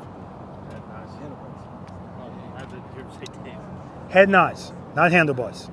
You turn your head and your eyes before your handlebars. Because if you turn your handlebars first and then look, it might be too late, right? Can I make a left turn fully looking to the right? Can I? Can I make a left turn looking to the right? Can I? No, sir. Can I? Really good. Yes. The answer is yes. Of course I can, because the bike's going to go where I turn it. Doesn't matter where I'm looking, right? I'm making a point here. The point is, I want you to look because it's going to make it easier. Your eyes are going to, your head, the motorcycle is going to follow where you're looking. But clearly, if the bars are turned this way, just because I'm looking this way, it's not going to make the handlebars go like this. But the safety aspect of it is what I'm more concerned about. If you're in the habit of turning your handlebars before you look, you're going to do it out there. And if I'm making this turn, head and eyes, there's a truck. Is it going to be a handlebars? No, it's going to be a rear brake because I see it's not safe to make that turn. And that was this guy's thing. When he kept pulling out of the gas station, I told him, forget about all the techniques. I already know the real issue was you weren't looking before you turned. Because if he was, he would have saw that and adjusted. That's why we want to be in the habit of looking. And I know it doesn't feel comfortable to go like this and go like this. It's ridiculous that it doesn't, but it doesn't. When we feel like we're worrying about balance, we do this, which, you know, is just what we do. I also recognize that if you feel apprehensive about keeping your feet up at slow speeds, head and eyes is almost going to be non-existent. It's just not going to happen. Or it's a high chance it's not going to happen, all right? But just keep in mind that for me to keep this motorcycle where it's going, I don't need my eyes looking down. Everything is going to work just fine. I need to look where I'm going, throttle, clutch, my rear brake. That's all I need to do, okay? All right? So I'm going to say head and eyes, and I'm even with the glasses, I can tell, man. I just want to let you guys know, all right? All right, so I'm going to demonstrate it. I always exaggerate it. You don't need to go as slow as I'm going. But realize the faster you're going, the more difficult you're going to make this. Now you got to do things quick. Plus, you're going to end up leaning, and I'm going to say, oh, you're leaning. I'm going to go straight through. Then I'm going to come through. I'm going to stop. Then I'm going to stop, and I'm going to stop. I'm going to do it going to the right when I come to a stop because I want you to look at my foot on the rear brake. And I want you to see how little, if at all, any movement that you see. Because once I start moving, especially if I'm close. Now, I do get, most people are not going to start from here because now it's on you right away. So some people will start here so they can kind of get it together. That's cool. But if I'm that close, I'm starting already on the rear brake. Already, because again, we're not perfect. Sometimes I'll try to open up my clutch slowly and I'll pop it. But if I'm already on the rear brake, no big deal. I can correct it right away. Sometimes I'll pop it purposely because I need it to pick me up quick. But it's just going to do that and that's it. Rear brake, damn, that's where I'm right where I need to be. All right? All right. Dave, I like the way you get on the motorcycle. Where'd you learn that, man?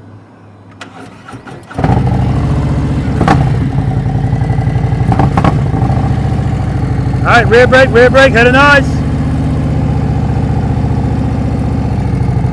Straight up, right in the middle. Then we do it from a stop. Friction zone, friction zone, friction zone, friction zone. Boom, nice and easy. Right turn. Head and eyes. Right in the middle.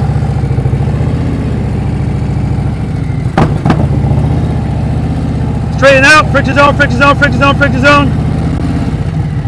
Now I'm going to come to a stop. Head and eyes.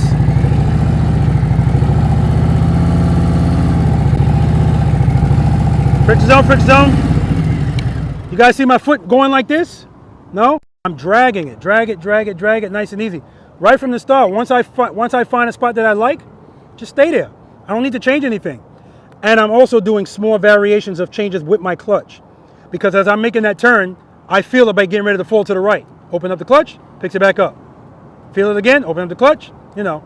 Every now and then the bike's gonna go the other way It's going to happen. That's a balance thing. Don't worry about it, all right? All right, questions? Let's do it. Head nods, head nods. No head nods at all, man, at all.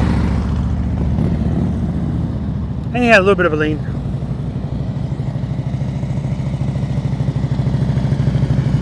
Good, good, good. Excellent, and you get extra points because of those handlebars, man. Excellent, excellent.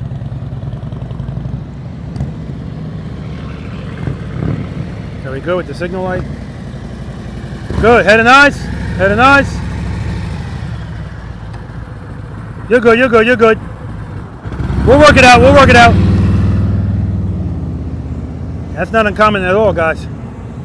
It's a reluctancy to turn the handlebars because it doesn't feel good, that's all. That's why we deal with feel. Good, head nice, head nice. Okay, I got some lean there, a little bit of lean, a little bit of lean. Straight through.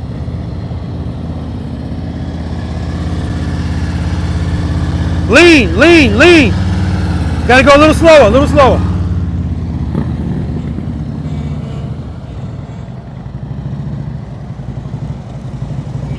Straight through. Head nice. Excellent, man, excellent. Straight up. Straight up, that's what I want to see. Keep going. Slow down. Good. Stay in the, no, keep going, don't stop. Stay in the friction zone. Turn the handlebar. Turn them, turn them, turn them, turn them. Keep it loaded, keep it loaded, keep it loaded. All right, that's progress, that's progress. This time you turned them.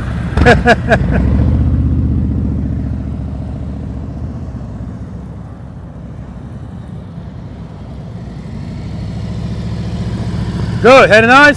Straight up, keep it straight up. There you go, Pat. Perfect, perfect. Beautiful.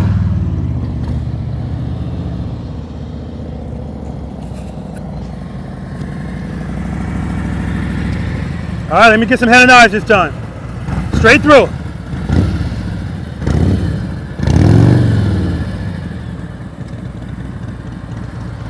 All right, now you know why that happened? Because you did an exercise number 3 right there. You picked up your foot, the bike wasn't even moving. And as soon as you picked it up, it started to go that way. Remember, the bike's, you're going that way, so the advantage is this foot's down, the bike's already slightly leaned that way. Slowly release the clutch before you pick that foot up. Head and eyes. There we go. Oh, you're leaning. Good catch, though. Good catch.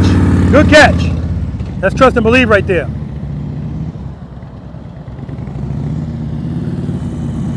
Stop wherever you want. Nice stop, brother.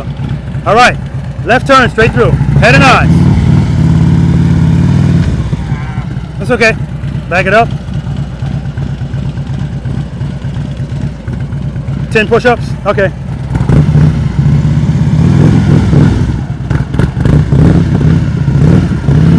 All right, straight through, straight through. Good job. All right, he leaned there, but he had to lean. Go straight through.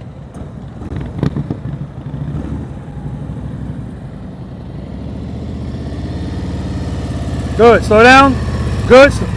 I said slow down. All right. All right, good, good.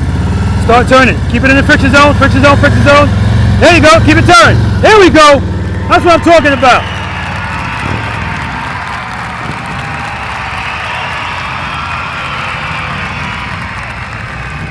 That last turn was perfect, man. Oh my God, just beautiful. Copy and paste. Head and eye, oh, the shade, beautiful. Good, head and eyes. Keep it up, just open the clutch. You're good, you're good, it's another 10.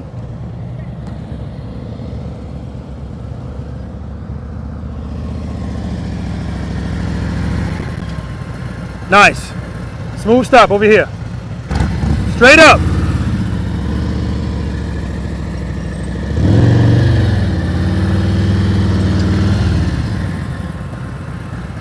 Listen, that was crappy but beautiful in the same race. The only reason that happened is when you pulled out, man, you didn't start turning until you were like all the way in the middle because your balance was kind of to the right a little bit. But man, you're trusting and believing. That's all I care about. You're not putting the foot down. Looking good, man.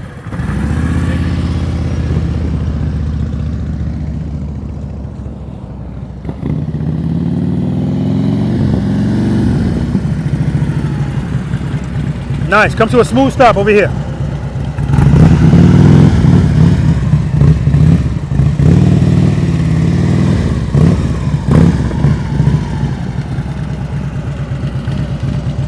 Man, he's taught you well, man. Looking good. Each one teach one, guys. He looks really good, man. Very comfortable. He's a throttle blipper. Straight through, straight through. Head nice. Keep it loaded, keep it loaded. There you go. Easy, easy. Nice.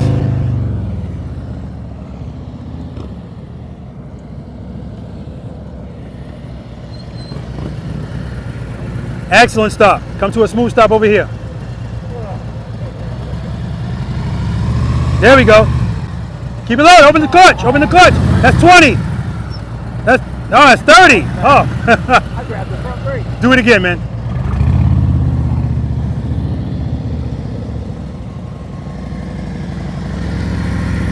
All right. Shut it off. What a lot of you guys are doing is you're starting to move and starting to turn too late. And that's what's forcing you to feel like you have to lean, because yeah, you do if you don't want to hit the cone. That's the main thing I'm seeing here. And then some of you, when you do have to lean, you're having an uh-oh moment, putting feet down. All right, so remember, start your turn early enough so you don't have to worry about that. Now, I know some of the times you're not turning because your balance is taking you to the right. All right, I get that. If your balance is taking you the way you don't want to go, sometimes pulling the clutch in will help. Sometimes, because sometimes if you're going to the right, you pull it in, it's just going to fall to the right, right? So, you know, you can work that out. But if you feel like the balance is off when you start, feel free to stop and reset. It's fine, right? We're practicing. There's no cars behind you. All right? All right. Head nice.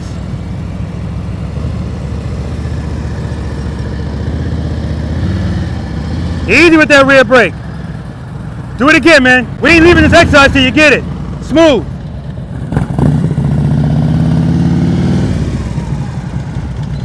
All right, smooth stop, man. We can spend more time here because there's only 4 of us.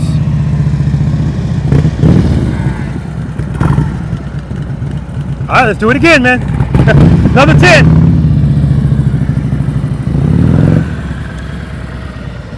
All right, nothing changes. Get this bike up to a good speed, not too fast. Stay in the friction zone the whole time. Drag that rear brake. Turn those handlebars. You'll be fine. Head nods. Let's do it. Good. Easy, easy, easy. Stop, stop, stop. Now let's back it up. Yep. So remember, the good thing here is you're making a left turn and your left foot's down. So your motorcycle's already kind of lean to the left. What you did there is you popped the clutch. If you do that, it's gonna, all right? Slowly release the clutch, you're good.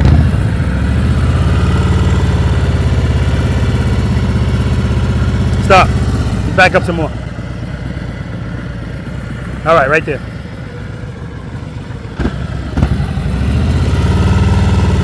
Good, rear brake, keep it loaded. Keep it loaded, keep it loaded, you're good, you're good. All right, smooth stop. So remember, before you start, your left foot's down, so your motorcycle's already leaned to the left a little. If you slowly release the clutch and pick up your foot, the bike's already going that way. Turn your handlebars a little bit to the left before you even move, and you'll go that way. Okay. Easy with that, easy, easy. So when I hear that sound, when I hear that click, click sound, rear brake, you're hitting it really hard. All right, but you're pretty much in the middle, so good job, man.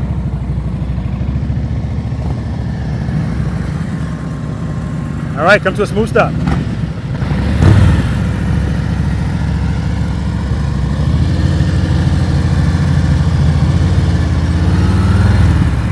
I'll take it. Smooth stop. What you're doing is you actually start turning late, and then when you turn and the bike starts to fall, you're just not opening up the clutch quick enough. So if you're right before your friction zone, you don't have to worry about not finding it right away. You'll have it right when you need it. All right? There we go. There we go. That's amazing. I'm looking at it. I saw it. This time your hand is like that. And when the bike started to do a little bit, bam. Good job. Good job. All right, good stop. Much better. All right, let's do that again. Nice and easy. Preload, keep it loaded. Keep the throttle where it is, keep the clutch where it is. Drag that rear brake. Left turn, turn it. Yeah, turn it. Don't worry about the cones. All right, that's 50 push-ups. I should have left the clutch out. Yeah, absolutely. Absolutely. Just leave it. All right, you're good, you're good. We're going to go right next. We're going right next. All right, smooth stop. Nice and easy with that clutch. And that rear brake. Good, start turning. So you're turning late, that's what's happening. That's 10. You're good, don't worry about the cones. What's your strength, rights or lefts? I'm lefty. What's your strength though? Left? Left. What's your strength? Rights or left turns? Probably left. You don't know what your strength is, right or left? Left. Okay, so I just want to put this in your head, in your ears. Anytime I ask that question, the answer that people usually give me, they're talking about a U-turn. And the reason they're talking about a U-turn is most motorcycle riders don't turn like this. Because I told you, this takes the highest level of skill. And they find that if left was good there, for some reason right is easier here. We'll see what happens. All right, we'll see what happens. That's all I'm going to say. Lastly, a lot of you guys are still, you're pulling deep into, come on up, man. Look.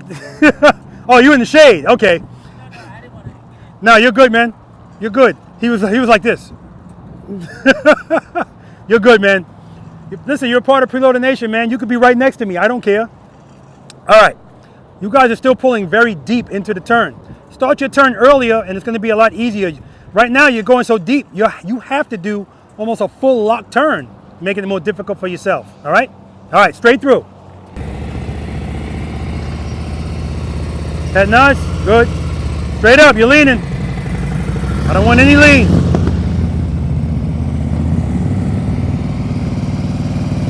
See this speed? This speed's perfect. Perfect. Perfect. Now his front brake lever is hitting his leg, and he's still handling it. That's good. Good. Slow down. Slow down. Slow down. Stay at that speed. Stay at that speed. Start turning. Keep it loaded. Head and eyes. Keep it loaded. All right. What happened there? I guess I let the clutch out too quick. No, you didn't keep it loaded. The bike stalled. All right. But good thing you weren't. That's why we're not leaning here. But good thing. But look where you are in the turn. Nice. Too much speed. Too much speed.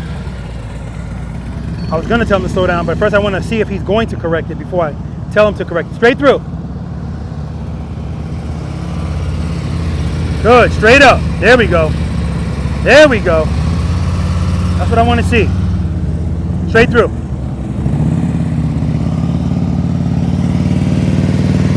Perfect speed. Head and eyes. Good, good, good.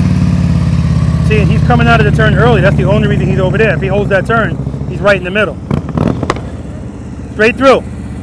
Good. Slow down, slow down. Head and eyes. Turn it. Keep it loaded. Keep it loaded. I don't want lean, but I'll take it.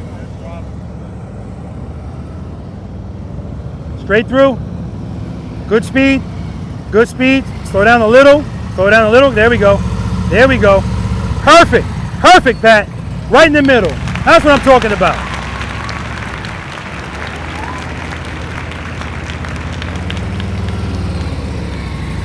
All right. Right turn. Nice and easy. Straight through. Head nice.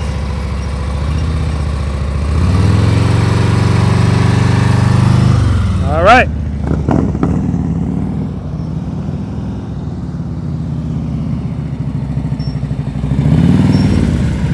I was just saying before, the only reason you were to the left is once you were in the turn, you just started coming out of it. If you held that turn, man, you're right in the middle. The speed's perfect, man. Perfect. Straight through.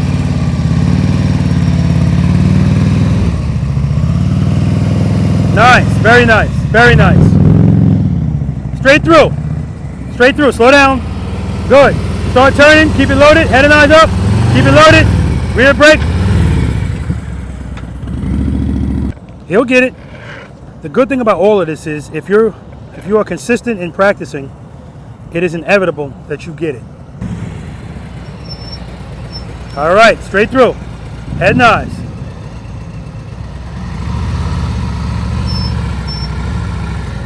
Keep it loaded, keep it loaded. That's 10. I hear his throttle going down. That's why his foot goes down. But also, he's got the clutch pulled in too much. Come to a smooth stop.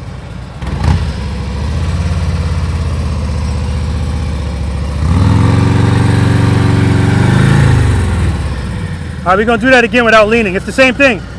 You're going too deep, and you're about this far from this cone. That's how much space you're giving up. That's why you're so far over here. All right.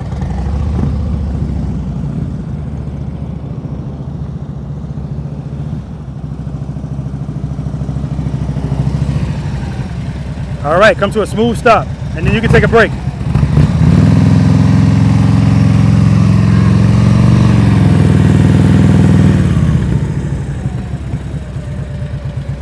I'll take it, man. That was excellent. Balance was off. You said, I'm not starting over. I'm just going to lean it. Good job. You can take a break. This is the real break, so. Straight through. Slow down, slow down, slow down, slow down. Start turning. Keep it loaded, keep it loaded, keep it loaded, keep it loaded. Rear brake. Good, good.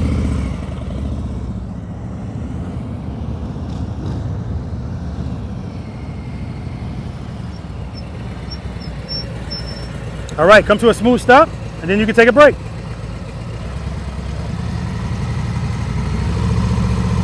Good, start turning. Don't lean it, rear brake, keep it loaded. Straighten out, straighten out. Good job, man.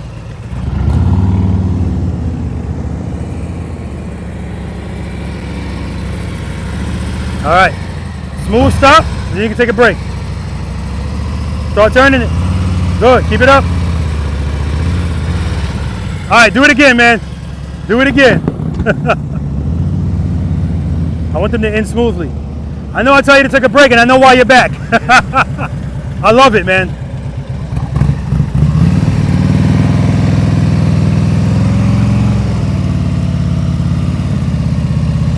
There we go, right in the middle. That's how you end it, baby. Slow down. Slow down. Good, good. Okay, you can do it from a stop. Listen, when you're making that turn, when you're making the turn and then you're going too fast, you're clearly going too fast and you're not correcting it because it's making you feel comfortable and you're leaning. So when you make that turn, that's why we want to do it straight up. If you feel like it's taking you out too wide, pull the clutch in a little bit. Rear brake at the same time too, okay? All right, I want you to do this and I want you to come to a smooth stop. Good, good. Keep it loaded, keep it loaded, keep it loaded. Good, good, keep it loaded, good, good. Rear brake. Take a break, man. Actually, no, I want you to do it again. Do it again. Broken clock is right twice a day. Nice. Yeah, we ain't gonna ever get out of here, man. I don't know what's going on. Coming for me. I may as well go to Maryland. That's where they hit me all the time, or try to at least. All right, come to a smooth stop. Good, start turning. Open that clutch. Come back around, do it again.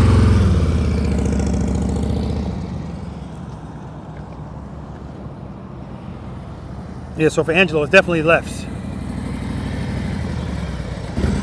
All right, let's do that again. Broken clock is right twice a day. Open up the clutch and keep it open. If it's too much, close it in a little. Friction zone, rear brake. Friction zone, rear brake, rear brake, rear brake. Straighten out, straighten out, straighten out. Stop. Oh, you forgot to stop, but I don't give a damn. That was good. All right, let's try it again.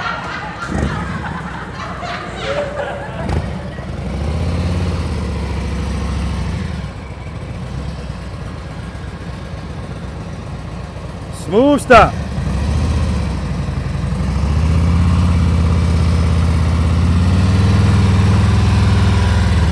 Do it again. We're gonna get it. All right, this time I want you to come to a smooth stop, man. That was excellent. Do that again. Good. Friction zone, rear brake. Friction zone, rear brake, rear brake, rear. Easy, easy. Good, good, good. Straighten out. 10 push-ups. Actually 20. Put a foot down. Try it again.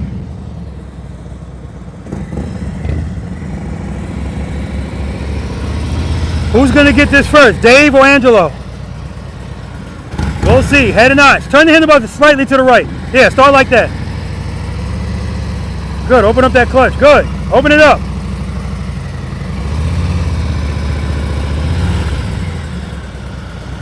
All right, but you're still leaning. Let's try it again. All right, let's do that again. Come to a smooth stop. Turn the handlebars a little to the right already. Start with the handlebars turn a little bit to the right. Okay. Reload. Good. Good. Friction zone, friction zone, friction zone, friction zone. Watch your foot. Watch the foot. 20, 30, 40. Take a break, man. Take a break. All right.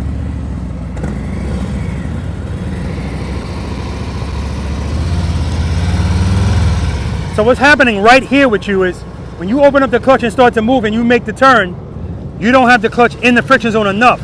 So the bike starts falling to the right and then you stay in that lean. I don't want it to eat. As soon as you feel that, correct it and then stay up. Stay straight up. Good, head and eyes. Open the clutch, open the clutch. There we go. Take a break, man. All right, guys, exercise number 5. Single serpentine coming up. Any questions from right turn, left turn from a stop? So I came back from the break. Dave was over there just killing the right turns, doing it like it was nothing. I love that. It says a lot about you, man. It says a lot about you. The idle time he used to practice even more. And bam, knocked it out. And this is all building blocks as far as our confidence is concerned, right?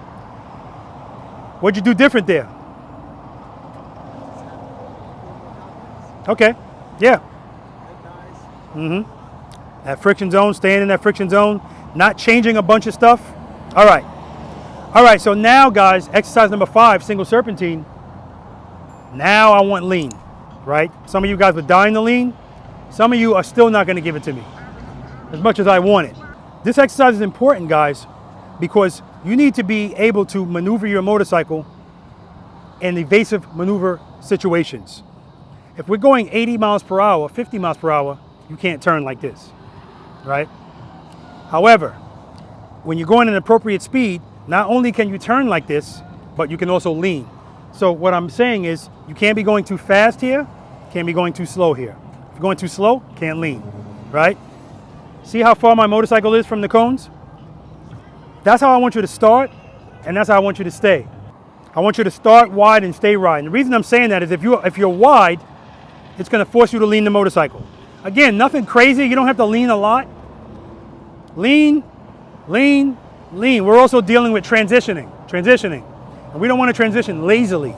This is going to come up later on today. Transitions. Transition, transition, transition. This is not a ski slalom, so I'm not expecting you guys to do this, right? I want you to go wide, wide. Counterbalance your body, meaning keep your body straight up and down, let the bike lean underneath you. Keep your head and your eyes straight ahead. You guys are going to be coming this way. So look at the camera, or if I'm standing there, look at me. Your peripheral vision will pick up the cones, all right?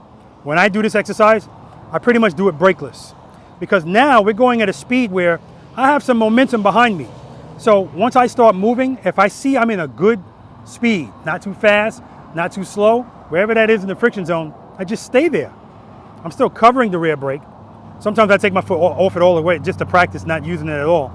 But if I find that good spot, I stay there, stay there. And if I feel like I'm going a little too fast, rear brake, correct it, come right back off of it, right? Because if you're going too fast here, you might make 2, you might make 3, but eventually it's going to tighten up on you, all right? So watch your speed, keep your head and your eyes straight ahead. When you make this first turn, you want to be close to this cone. And as soon as you make that turn, start the next one so that you're closer to this cone than you are to that cone. You guys got any questions? No, sir. All right. I'm going to run through it, and then you guys are going to run through it. But like I said, you're going to be coming this way.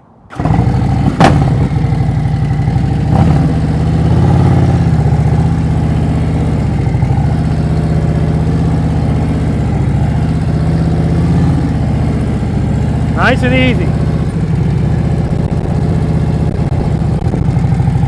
Head and eyes straight ahead. Transition, transition, lean. It's like I'm slow dancing with my motorcycle. It's the fluidity. That's what it's all about, the fluidity. And sometimes the fluidity will fool you into think, man, he's going fast. I'm not. It's optical illusion to the eye. because it's so smooth, it looks fast. You don't have to lean as much as I was leaning, but I don't want you doing this straight up, all right? It's not the exercise. Questions? Let's do it. There we go. Started out really wide. All right, he's going a little fast here. He corrected it. You're looking at every cone, Angelo, every cone. Head and eye, straight ahead. Started that turn a little too early, that's all. You're hugging the cones. Start out wide. See, starting out close. It's fast.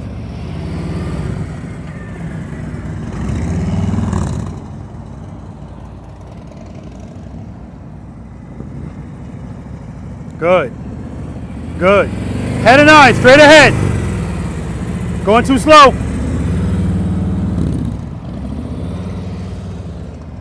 I'll take it.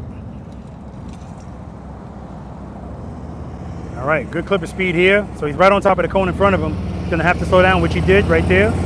Good, good. Right on top of that cone, slow down. There we go. And that's what's going on there. His speed is so high that he's right on top of the cone in front of him. You don't want to be right on top of the cone in front of you.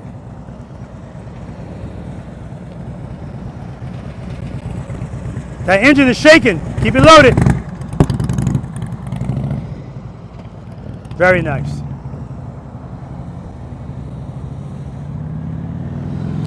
All right, the last time we do it, I'm gonna have them do it brakeless because I want them to concentrate on getting the speed at an appropriate speed and staying at that speed.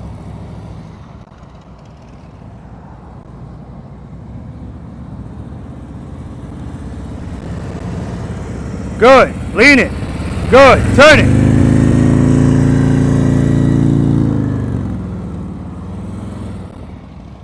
You guys are emphasizing, you're prioritizing speed more than anything else. And so a lot of you are nicking the cones. You're hugging them. I want you wide, right?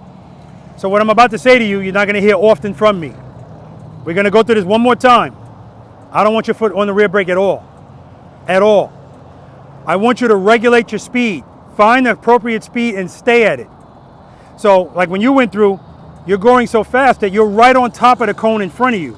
Now you corrected it with the rear brake, but now it's breaking your flow if you got to make that much of a correction. So I want you to start slower than faster, because if you start fast, I'm telling you, you got no rear brake, okay? Just challenge yourself. Let's see what we got. But I don't want you straight up. I want you leaning. Going wide will help you not go too fast. Get off that brake. There we go. We're just using the friction zone. There we go. See? Using the friction zone too much though, so he's going to miss the last one. No big deal. Got to be able to regulate that speed with the clutch.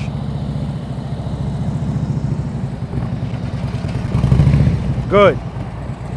And I had a feeling he would be okay with this because he's a throttle blipper.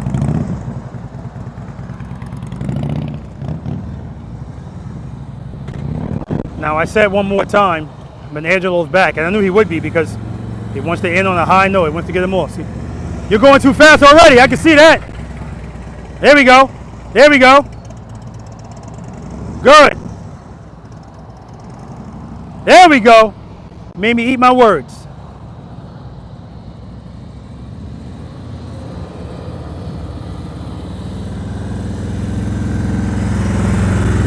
Good.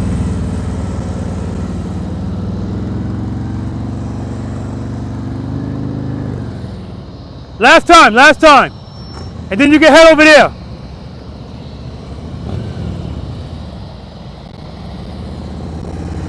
There you go. Watch the speed and you're good.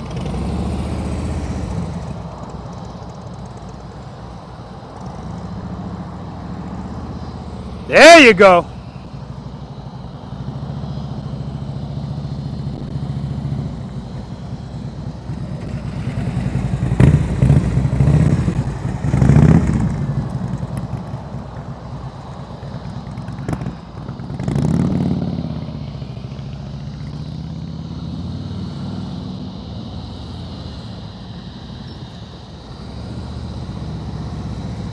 Nice. Keep it wide. Good. Stay wide. Good. There we go. That's what I want to see. There we go.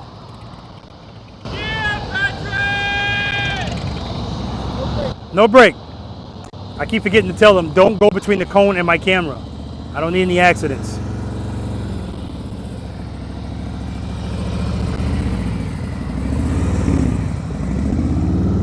Nice. Nice. Watch the throttle. So we always want to be paying attention to our throttle, and we do that by listening to it. So if you hear it's high, bring it down. You hear it's low, bring it up. All right, guys, exercise number 6, infamous U-turn. Let's do it. Any questions on that? So yeah, it's you guys did that very well, man, but it makes you go, wow, you have to be more reliant on clutch control. Now I knew it wouldn't be too much of an issue for you because he's a throttle blipper. So we had a throttle blipper here yesterday. And I know, again, like I said, I'm not trying to reinvent the wheel. If something works for you, keep doing it. I just find that when you throttle blip, now we're back into that area of changing stuff. And it gives you a higher propensity to have your bike start doing stuff like this. Whereas if you just find it and stay and keep it there, it's smooth, right? It's smooth. Sometimes when you throttle blip, especially with these bikes, there's times when I'll do this and the bike will go, you know? So in that moment, if I needed that power, it's gonna be a problem. But if I just keep it steady, I'm good. So just something to think about. All right, welcome to exercise number 6, the infamous U-turn. 27 feet wide. It's up here. If you wanna do it in 18 feet or less, right here, right? I'm sure you'll be here. Yeah, yeah. He was like, whoa, what's that? I'm like, that's a U-turn. Yeah, it's an option. He's really, Rob, he's like, oh God. I'm like, no, he made it wide for us. Yes, it's but wide. He gives us an opportunity to do a smaller one. If you want to, because some people do and some people don't. Now, what some people do is they won't try it here. They'll try it here, and if they don't make it, there's no cones on the other end. No big deal. But here's what I'll tell you guys. A couple of things. One, when you make your U-turns in here, when you get to the other side of that U-turn, I want your bike facing straight. I don't want you coming out the U-turn like this or like this. So now that we know that, if that happens, at that moment, you know you're not in full control, and we got to address why that's happening, holding the turn. I tell people sometimes when people are in the 18-foot thing or the figure 8 and they get stuck in a circle and they have to go back around, it's a good problem to have. That's what I say. It's a good problem to have. Most people ain't getting stuck in that. So much like these other exercises when I was talking about your approach speed, as you're approaching to make this U-turn, once you find an appropriate speed, stay at that speed. Wherever you are in the friction zone, stay there. Wherever you are with the throttle, keep it there. Now all you have to do is turn your head and your eyes, lean the motorcycle, and I want you to commit to the lean right away. Right away. What people do is some people do, they pull up, and as soon as they're about to make the U-turn, they slow down. Now they can't lean, so they're doing it straight up. I don't want that, right? I want you to, as soon as you turn the handlebars, go into your lean, and then stay in the lean, right? Again, nothing excessive. Give me 50% handlebar turn, 50% lean. That gives me 100% of everything I need. That's gonna be a beautiful U-turn, 24 feet or less, right? Depending on how much you lean. Again, you don't have to lean a lot.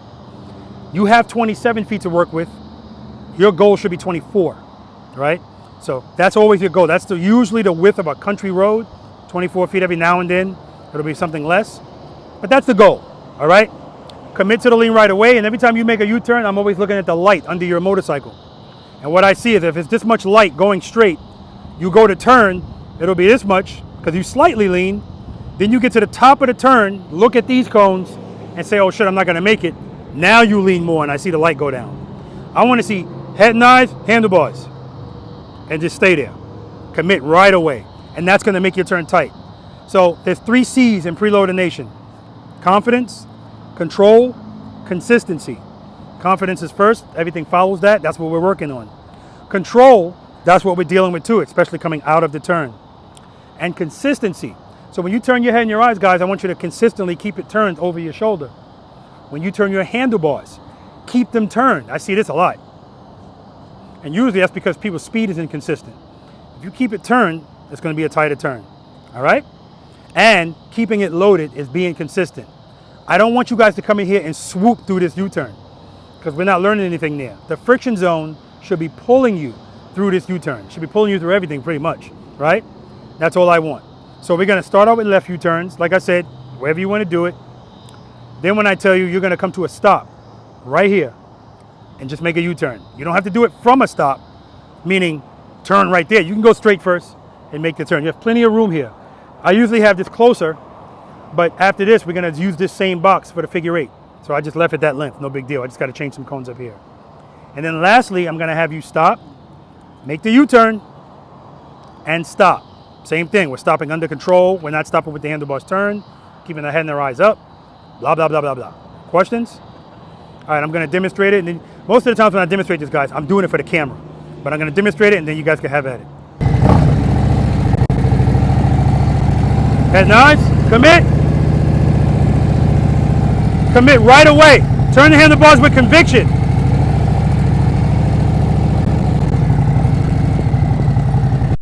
Smooth stop. Head nice, commit. And then lastly, doing it from a stop and to a stop.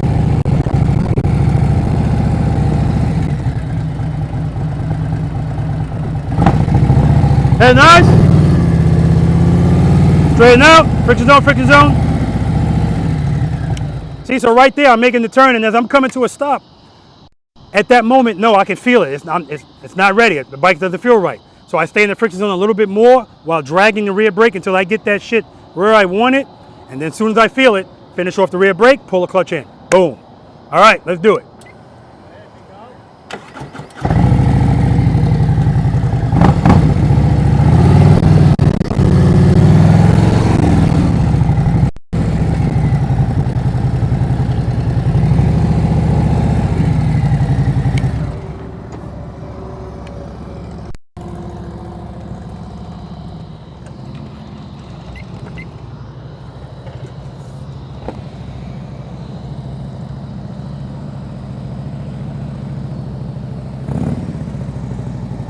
Little more speed, little more speed.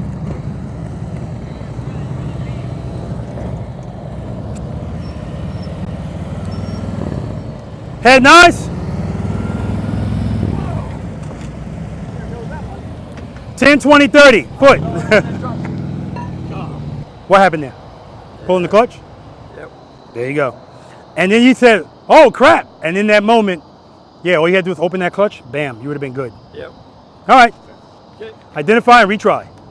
When you guys make this U-turn, Done the thing I wanted. I want you turning your head and looking at the RVs. That's what I want you doing.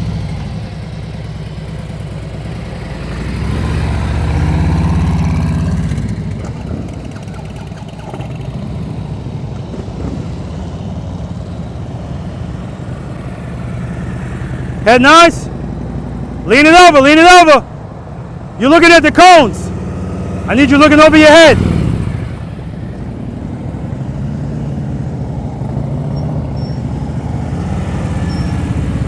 Head nice. Wow, what is that? All right, stop. Okay, so I had this issue yesterday. If you're not making a turn in this box, don't come over into the box because now you're not stopping. Remember, I told you I want you to come out of it straight, okay? All right. You gotta earn this box, man. Trying to sneak in. A little more speed, Just a little. That's good. Head nice. You gotta throw it over, you gotta lean it over. Right away, you gotta commit to the lean right away.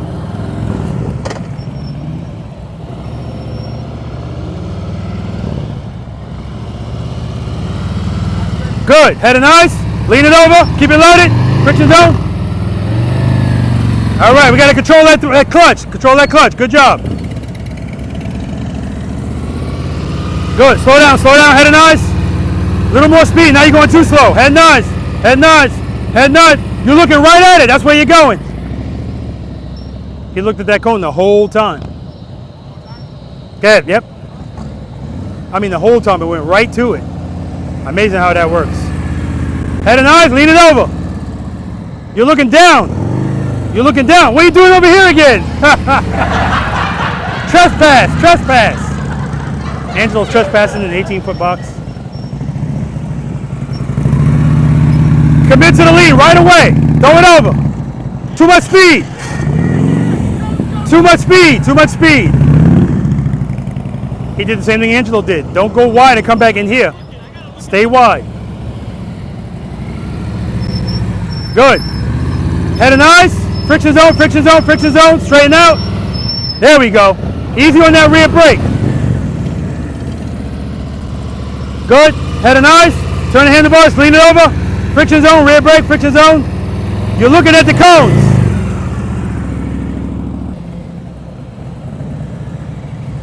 All right, U-turn, straight through. Head and eyes, look at the RV. Whoa, too much speed. Clutch, clutch, clutch. Straight through, straight through.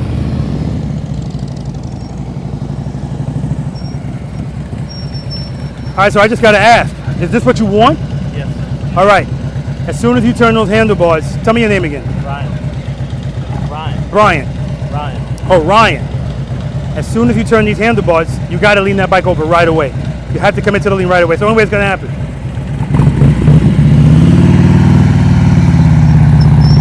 Commit. Lean it over. Watch the foot. Oh, man. That's 20 push-ups. Now, in that case, good thing he didn't have saddlebag guards, because if he did, he probably would have broke his foot. His heel hit the back of the saddlebag, but not a guard. So, all right, you ready? Straight through. Head and eyes, lean it over, friction zone, rear brake. Good.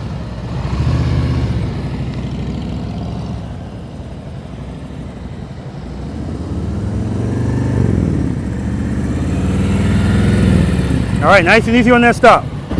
All right, you're making this turn. You look at these cones here and you're obsessed with them. You won't look away from them. I want you to look at the RVs. This is not about speed. It's just about power to the rear wheel. Lean that bike over, stay in the friction zone, drag the rear brake. Let's do it.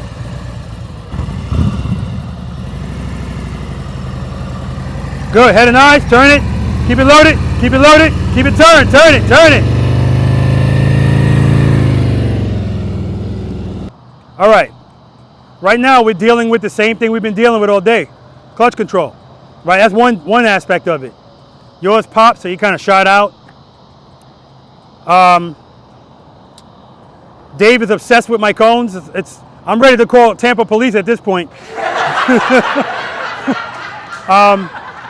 And I was saying to the camera, good thing you don't have saddlebag guards, because you probably would have broke your ankle, because your heel hit the bag. So I want you guys to understand. I'm gonna get my bike. I'm gonna show you something, because I can say it, but I want you to see it. You don't need a lot of speed. I'm really talking to you in this case. You don't need a lot of speed to keep the bike up, even if it's leaned all the way over. You don't. But it has to be sufficient and consistent, right? The only thing that happened is I said lean the bike right away, and you did that, but you didn't like the way that shit felt at all, and the foot came down. You were good just where you are. Sometimes hearing the footboard scrape, it messes people up. Just keep in mind, the footboard scraping is just a warning that you are approaching the lean angle limit. But you're still good. So I'm just gonna do a quick turn here. I'm gonna be going about 8 miles per hour, and I'm doing it extreme. I'm not asking you guys to do it that extreme. If you're really wide, it's because you still don't feel comfortable leaning the bike going a little bit slower. But I'm here to tell you, you don't need to go that fast. Watch. Also, Pat, you're making your turns like this. You're leaning with the motorcycle. Counterbalance. So keep your body straight up and down when you're making that turn. It's going to make you feel a little bit more comfortable. When we're riding at speed, we lean with the motorcycle. Slow speed, counterbalance. All right? Watch my speed. Again, I'm not asking you to lean a lot. I told you, give me 50% of each. So that means you need even less speed than I do. My speed, if I'm going too slow, it's going to fall over, because I'm going all the way over.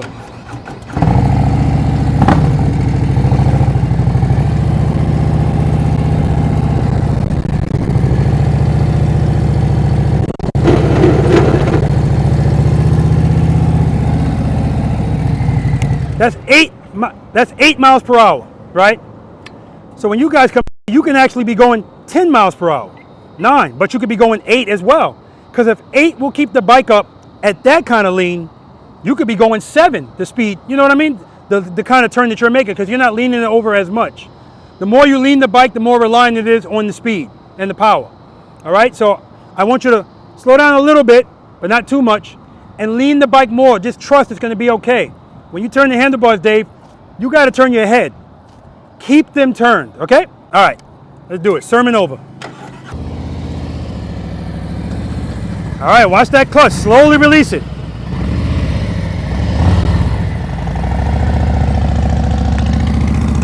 Head and eyes, good.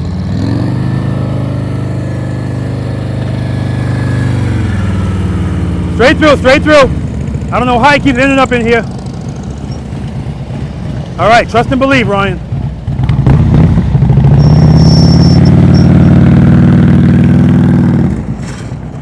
Too much speed, too much speed, too much speed.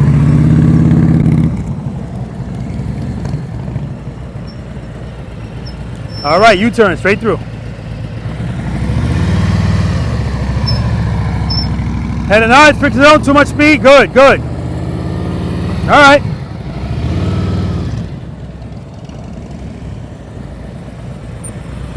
All right, good stop, good stop. All right, once we find our spot in the friction zone, just stay there. All right, drag that rear brake if you need it. Slowly release the clutch. Foot up. Good. Head and eyes. Rear brake, rear brake, rear brake. Lean it over, lean it over. There we go. There we go.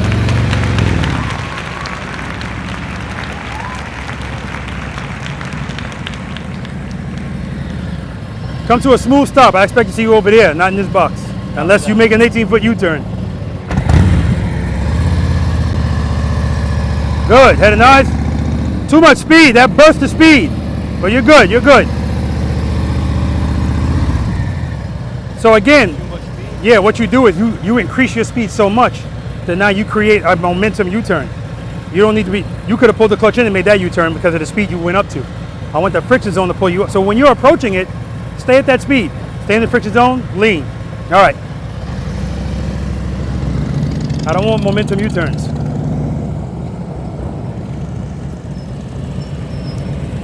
So you're kind of going through the same thing here. When you go to make that turn, boom, all this speed. Because you don't feel comfortable going a little bit slower. You don't need, I'm gonna coach you a little bit on this because this is not necessary, but I know you want it. So you just have to trust that you don't need to be all the way up here to make this turn, okay? All right. Lean it over, right there. Keep it loaded, keep it loaded, keep it loaded. There we go.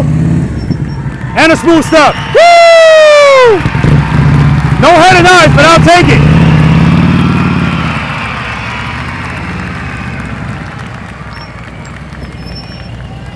All right, come to a smooth stop. You're just kind of a little herky-jerky, but okay, that's going to smooth out with practice. There we go.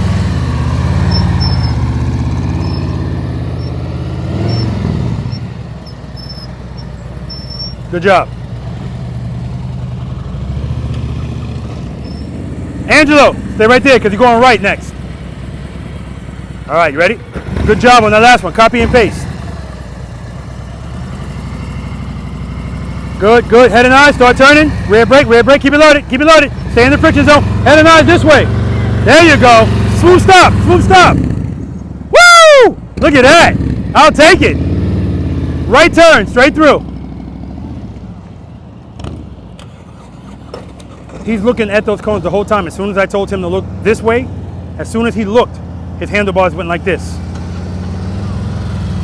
Good, stay at that speed, head and eyes. Keep it loaded, keep it loaded. There we go. That's what I'm talking about, that's what I want. Let the friction zone pull you through the U-turn.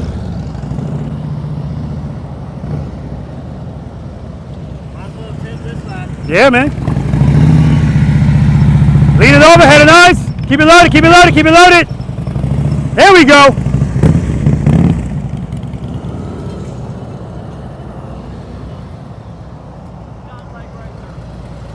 There you go. Head and eyes. Stay at that speed. Friction zone, friction zone, friction zone, friction zone. That's what I'm talking about. Much better.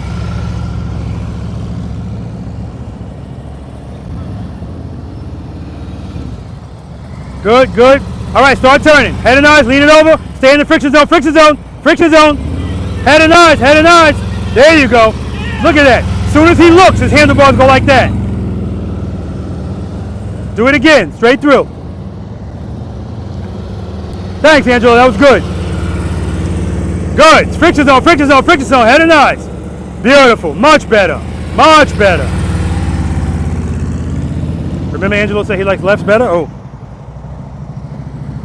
Not in the U-turns. Good. Head and eyes, look at the RBs. Lean it over, lean it over. Woo! Nice. That was like 17 feet.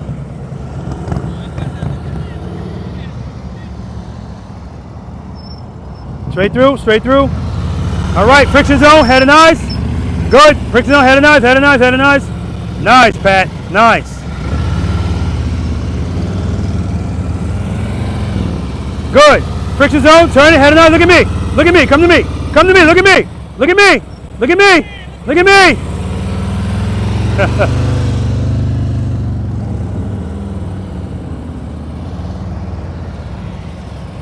All right, U-turn.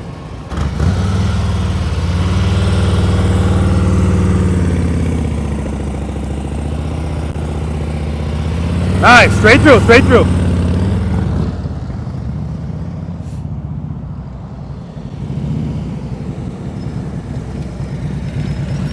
That last U-turn you made wasn't even perfect, and it was like 17 feet, just so you know. Straight through.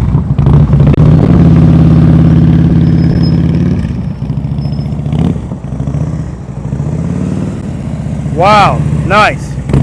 See, he didn't lean right away at all, but, and look at the handlebars he's doing that way, guys. All right, Pat, you're looking a lot better right than left. And I hate the right. Exactly. I told you. All right, let's do that, man. Friction zone. Stay in it. Good. Stay in it. Head and eyes. Head and eyes. Oh, just beautiful, Pat. Beautiful. Straight through. Straight through? Okay.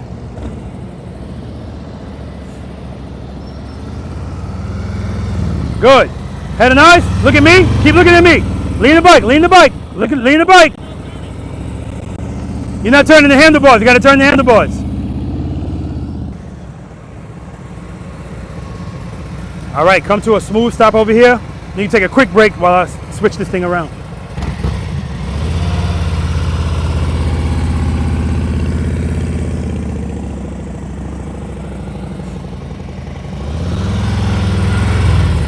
And even in your U-turns, you turn your head like this.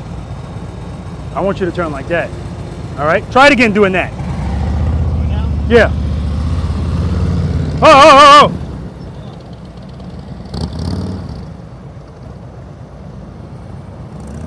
Come on. Uh-oh. There we go. That's some trust and believe right there, baby.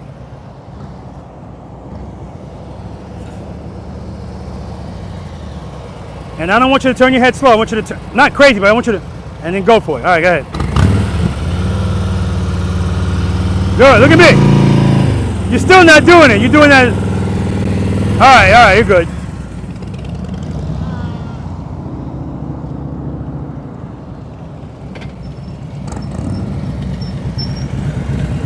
All right, come to a smooth stop, and you can take a quick break while I set this stuff up.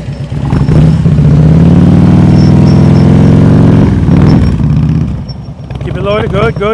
Keep it loaded. Damn throttle blippers. All right, good job, man.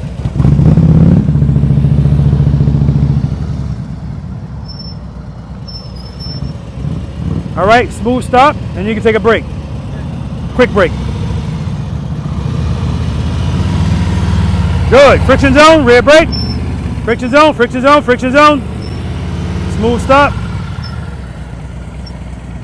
Good job, man. All right, nice and easy on that rear brake.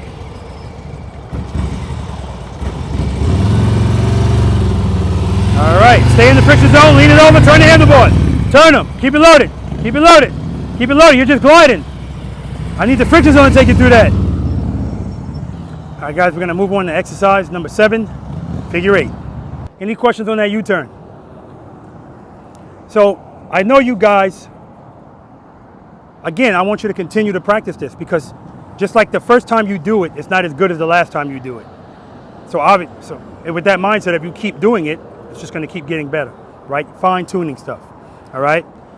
Got to work on the head and eyes. I already told Angelo. Angelo's looking at me like he's sneaky. He's like, I'm like, no, turn your head and your eye. It works a world of difference. Twice with you, when I said, look at me, or no, when I said head and eyes, look over here, as soon as you look, your handlebars went like that.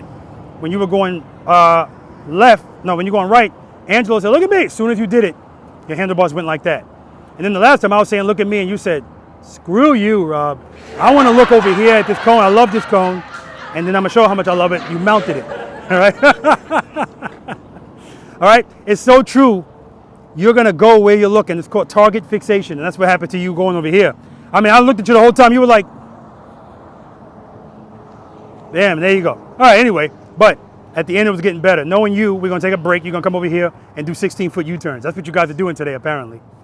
All right, welcome to exercise number 7, the figure 8. We're working with the same width here, guys, right? The only thing now is we're adding a transition, right? Just like I told you in exercise number 5, it's not going to be a lazy transition. When you get to that transition, you're going to make that transition with some conviction, right? Because the slower you make it, you're losing space. Okay, walk with me. That's the entrance. That's the exit. When you come in here, here's where you're coming, right here, right?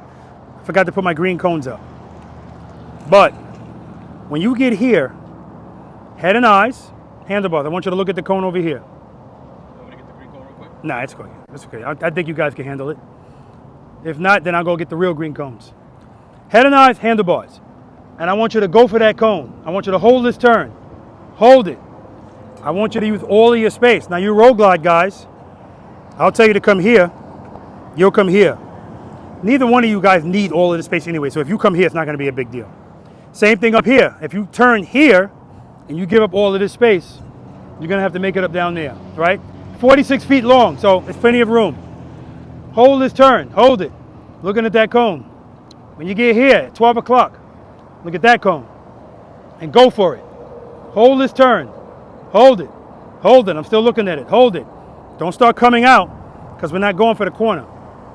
That corner was the only corner you're going for. After that, side. And then exit. So hold it. Hold it. Hold it. Transition. When you transition, your bike should be facing this way, in this direction, somewhere in this direction. You shouldn't be facing this way. Again, not a big deal if you don't have a problem leaning the bike, right? But this is helping you. It doesn't make sense to come out early. It's forcing you to hold it, hold it, hold it. Head and eyes, transition, and make sure you transition properly. If you wait too late, now you're going to be all the way over here. If you do it too early, now you're well away from here, which you're going to have to make up for over here. Head and eyes, look at that cone again. Hold it. Use all the space you need. Hold it, hold it, hold it. 12 o'clock, now I'm going to look at that cone. I'm going there again. Hold it, hold it, hold it, hold it, hold it, hold it, hold it. Transition, head and eyes. Going for that cone again. Do it twice, and then you exit. You do it clean, you get a ka-ching. You don't do it clean, you don't get a ka-ching. If you don't know what a ka-ching is, you're going to find out. All right? Any questions? All right, I'm going to run through it. I'm going to use as much. I'm actually going to use all of the space. And then I'm going to tighten it up. The only thing that changes, if you listen to my throttle, all of that's the same. My speed, the same. I'm just turning the handlebars more. I'm leaning the bike more. That's it. 8 miles per hour, that speed's good. Head and eyes, hold it, hold it, hold it, hold it, hold it. Transition. Use all the space. Hold it, hold it, hold it, hold it. Transition. I'm going to tighten it up.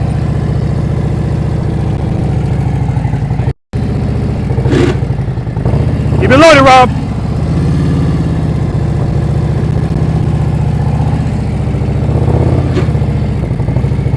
And exit. All right, let's do it.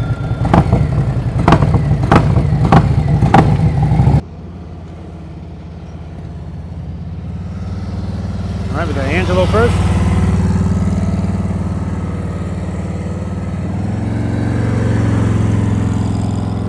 Good, using all of the space.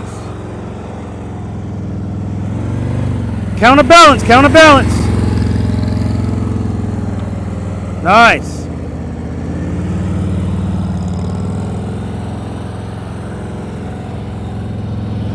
Excellent, excellent.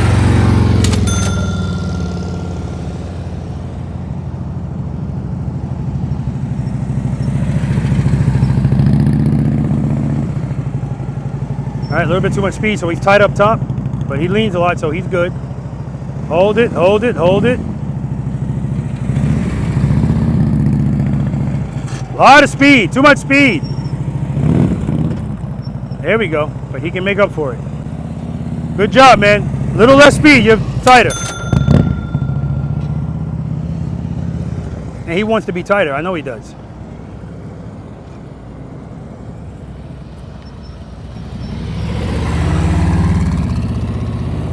Good. Came out of that early, but he's good. Good, good, good. Good. Head and eyes, look over the shoulder. Good, good, good. Beautiful. You're good. You're good.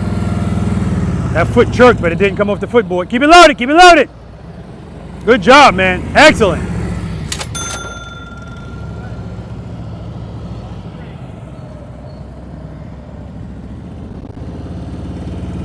Good. Head and eyes.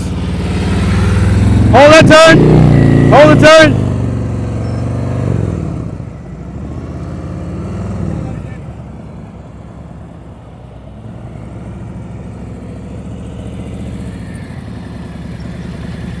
Easy with that rear brake. Next time you come through here, I want you to make this first turn. I want you to hold it, hold it, hold it, hold it, hold it, hold it.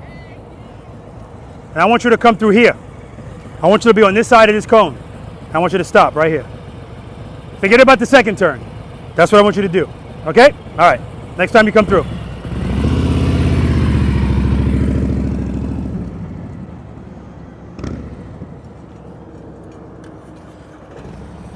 Because if he's worried about the second turn, he's going to lose focus on the first. So let's just worry about the first turn first.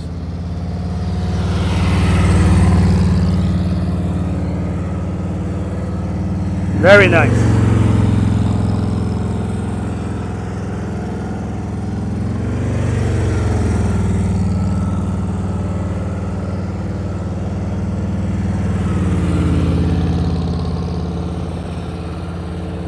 Excellent. Next exercise.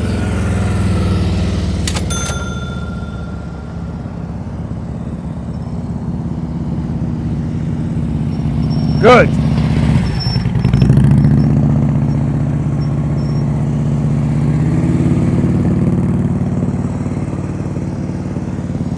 Good. Head and eyes. Look over your shoulder.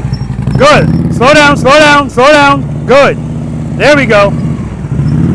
There we go. Look at the exit. Woo!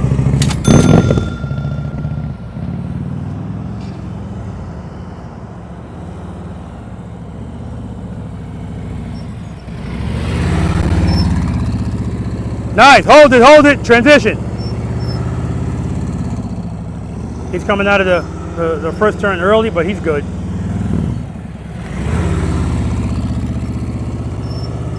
Very nice. Very nice.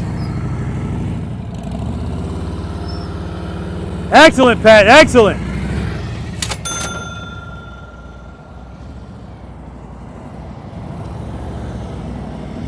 Good, good. All right, turn it. Head and eyes. Hold it. Rear brake, rear brake, rear brake. Hold it, hold it, hold it. Try it again, try it again, try it again. He's looking down the whole time. But I get it.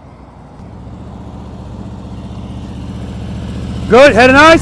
Turn it. Hold that turn. Hold it. Too much speed, too much speed. One more time, one more time. Good, head and eyes. Hold the friction zone, rear brake, hold the turn, rear brake. All right, stop. Easy.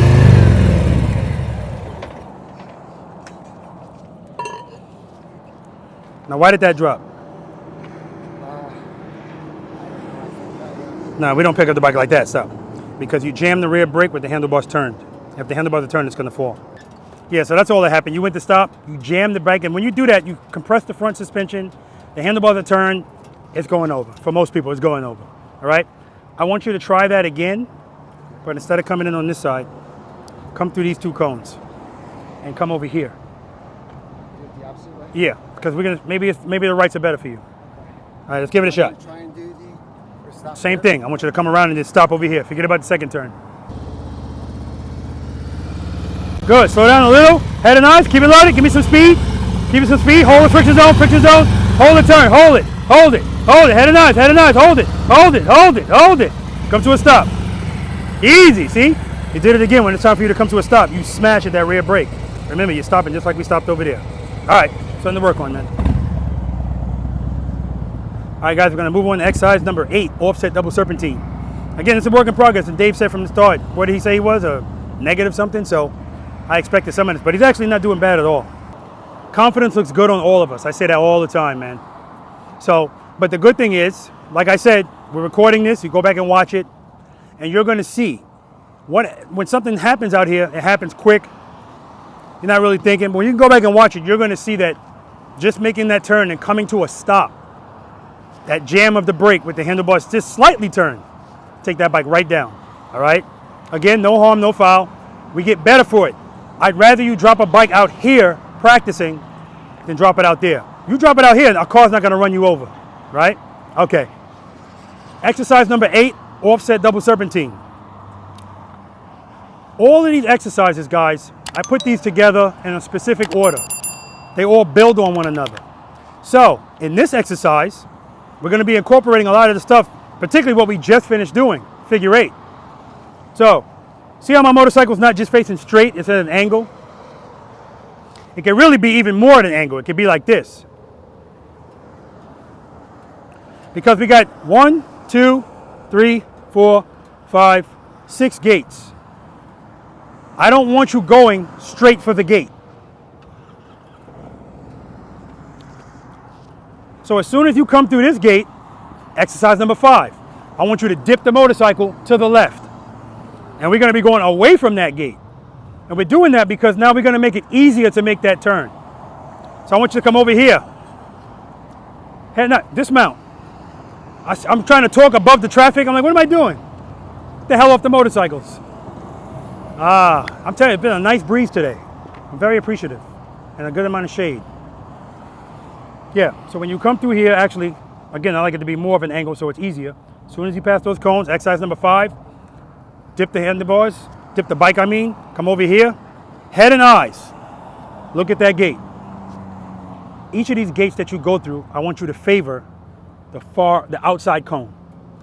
And what happens is people don't do that and they wind up clipping the inside cone. And these are low cones, so a lot of guys, their bags are going right over them.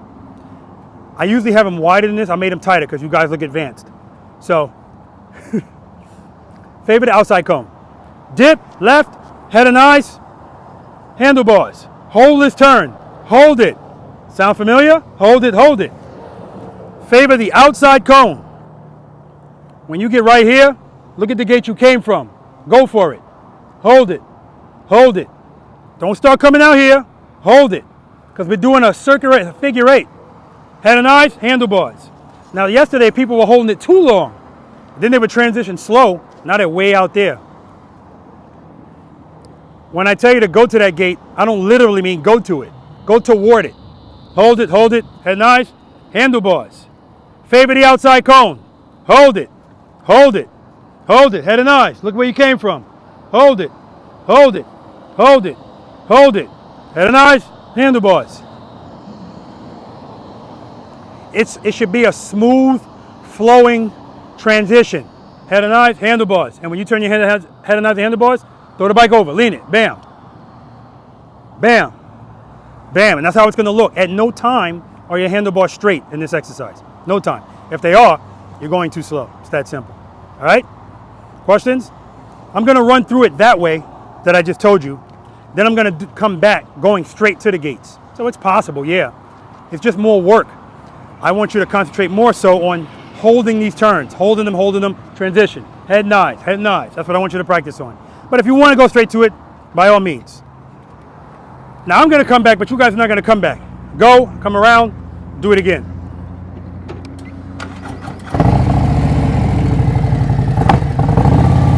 it over. Head nice. Favor the outside cone. Hold it. Hold it. Transition. Hold it. Hold it. Transition. Hold it. Hold it. Transition.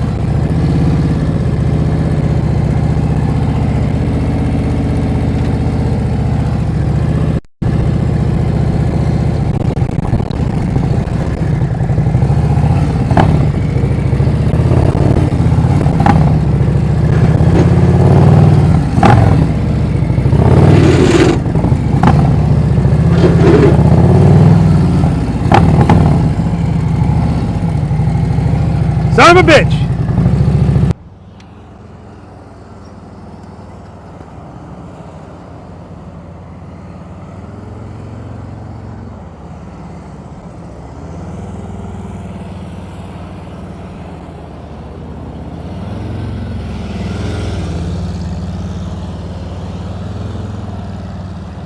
Nice.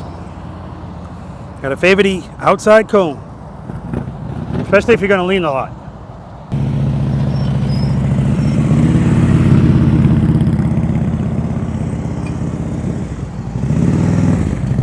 Good. Nice, nice counterbalancing too.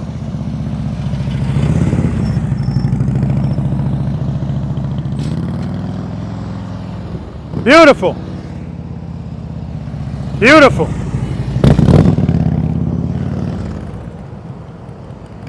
Dip it to the left. So you came out of that early. Hold that turn, hold it. So he's going right to the gate.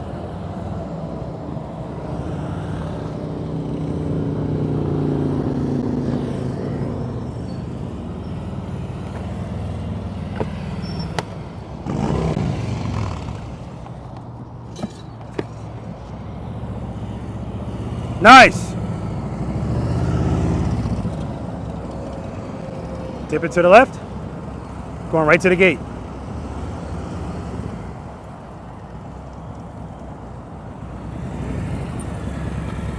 Easy on those stops, nice and easy. So right from the start, you started out wrong because you went right to the gate. When you come through there, you got to dip to the left, then dip to the right. You're making it harder for yourself going right to the gate because everything's tighter, okay? All right.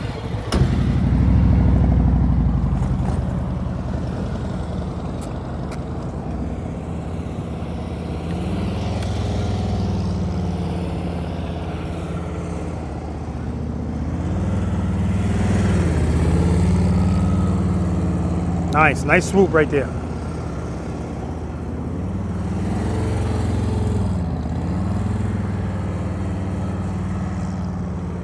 Very nice.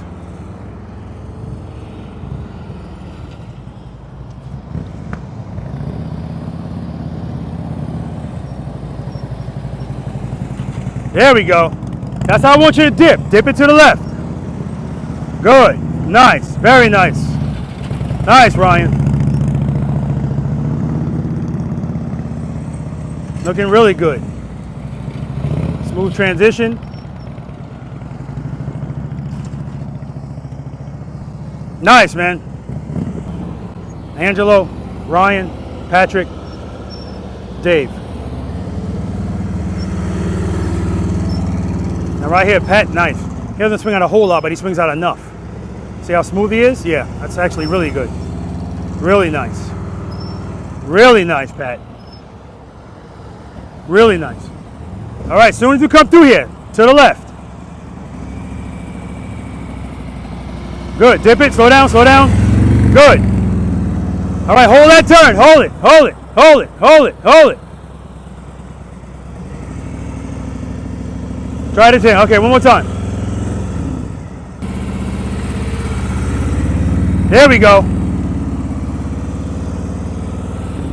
Hold up, come back in, start over, start over.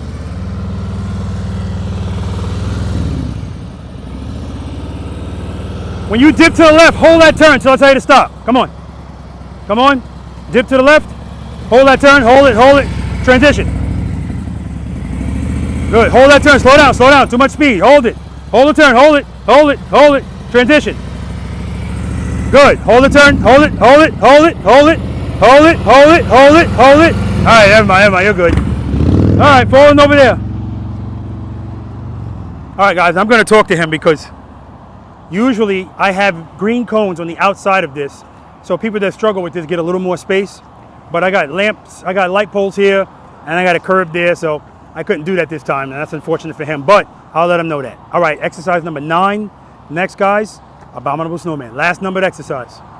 This is the Abominable Snowman.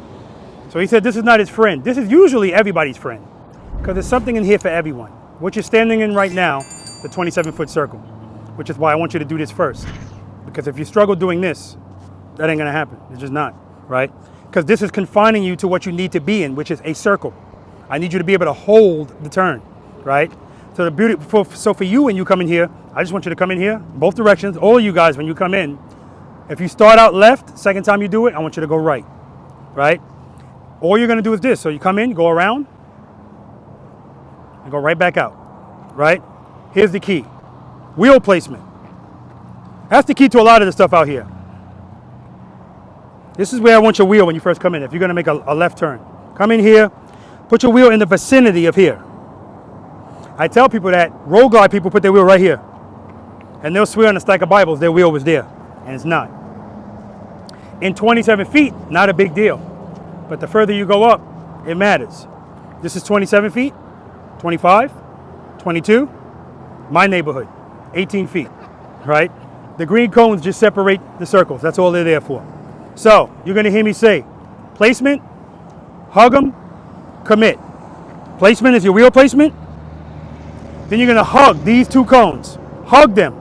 Because if you start your turn from placement, whatever you give up here, it's gonna catch you over there. It's a circle. Placement, hug them, commit to your lean. Now commit, right here. Same thing over here. If you're gonna make a right turn, come in here. Placement, hug them, commit. If you do that, you don't have to lean a lot, you don't have to turn the handlebars a lot. But you do have to turn them and lean enough to make this turn. This is a wide turn, 27 feet is good.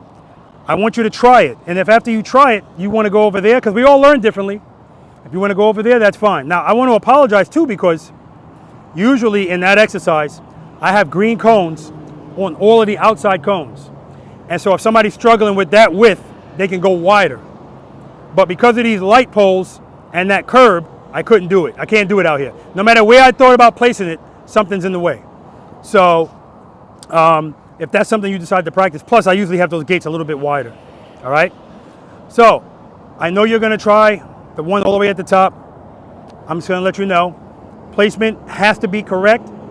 And when you commit, you gotta commit right away. Throw that bike in and just go, and you're good, all right? So if you come in here, 27 feet, if you wanna keep going, go through here, same thing, placement, hug them, commit. If that's all you're gonna do, you could either go right back out or go around and go back out, or go into the next one. You don't have to go any further than you wanna go. That's why I like this exercise. It's something for everyone. Some people are gonna stay here, and that's fine. Some numb nuts are gonna go all the way up to the top, and that's fine, all right? That's not necessary though, all right? All right, any questions? Judgment-free zone. It is, I'm not judging you because I'm one of them. I'm gonna run through it, and then as usual, you guys are gonna have at it. But if I go right up at the top, I'm gonna turn around and just do that one left as well. Something I gotta do. Placement, hug them, commit. Head nice. Placement, hug them, commit. I have no idea where my front wheel is. I'm just guessing. Placement, hug them, commit. No idea where this front wheel is. Placement, hug them, commit. I'm just trusting it's where it's supposed to be. But if I place my wheels properly, you hear how nothing's scraping, and I'm making a left turn where the kickstand is.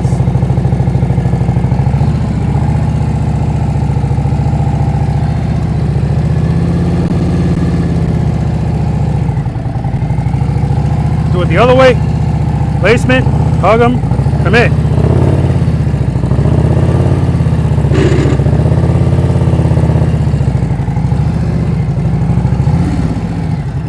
Let's do it.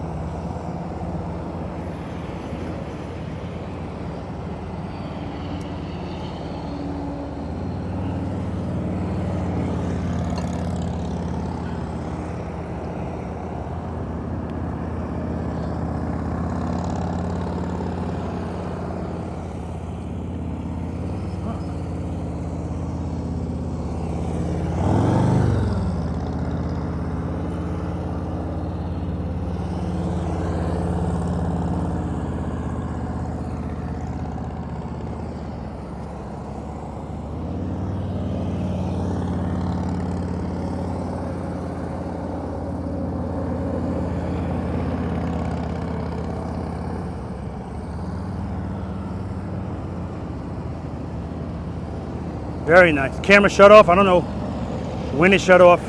So annoying.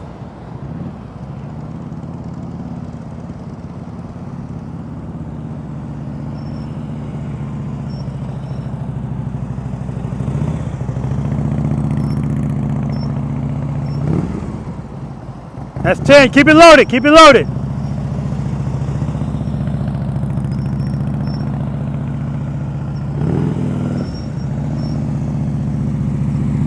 Little bit more speed. Good. Hold it. Hold it.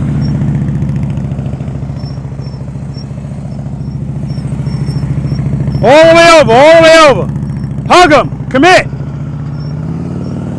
Good. Good.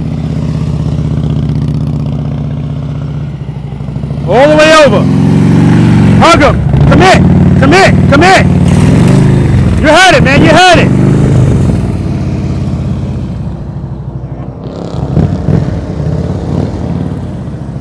Outstanding, Ryan. Outstanding.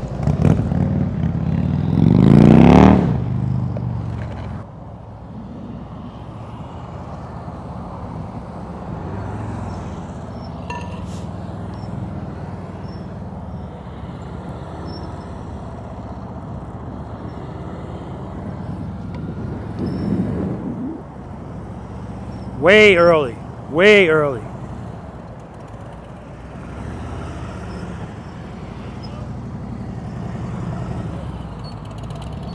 Keep that throttle loaded. Yeah, stay in the friction zone, stay in the friction zone. Stay in the friction zone, keep it loaded. And you're good. Stay in the friction zone, you're not in the friction zone enough.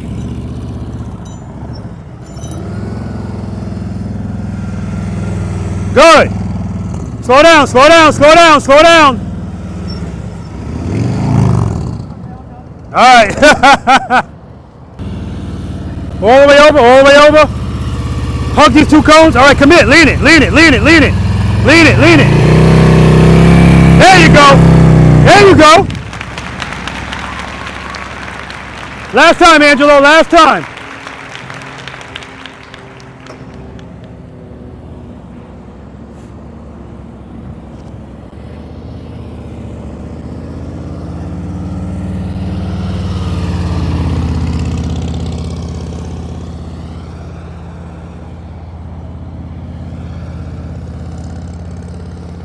Got to keep your speed consistent. If you're making that turn and you feel good, and then all of a sudden you feel falling, you know you're not in the friction zone. The same, something changed. He's well away from that cone, but he's good.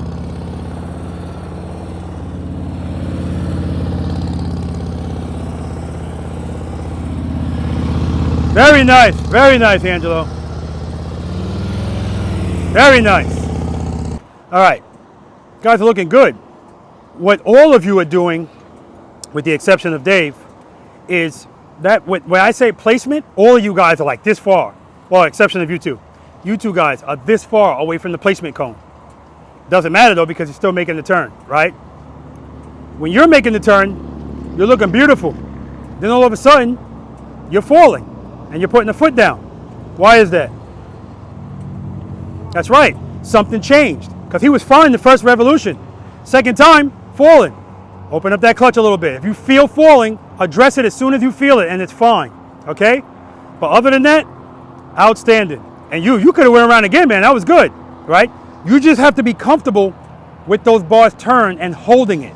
Once you're comfortable doing that, this other shit's going to get easy. U-turns, all that stuff. Right? So sometimes I tell people, if they're struggling with U-turns, start out with this. Be comfortable just holding a turn. I don't like to just say, just do it in an open parking lot. I want you to be confined, right? Because if I give you too much space, you're gonna have speed. You're gonna be going too fast, all right? All right, good? All right, last time, whatever side you started on, start on the opposite side. I'm gonna go up here to the top because I know that's where Ryan is going, or coming, or going.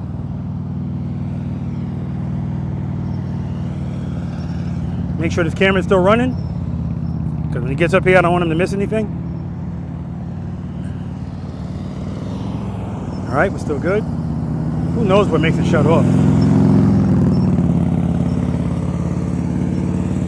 Placement, all the way over, all the way over. Hug him. Commit, commit, commit, commit. Goddamn throttle blipper. I mean, I really know that's the issue.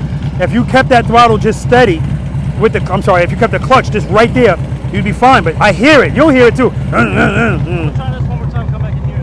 10-4. Just come right back in. Don't even do the whole thing.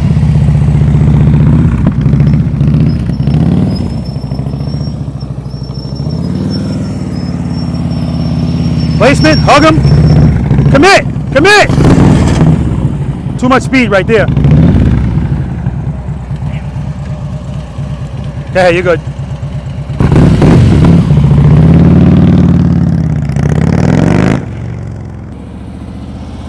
Good. Hug these cones. Hug them. Hug them. All right, commit. You started committing too early. Start over. Start over.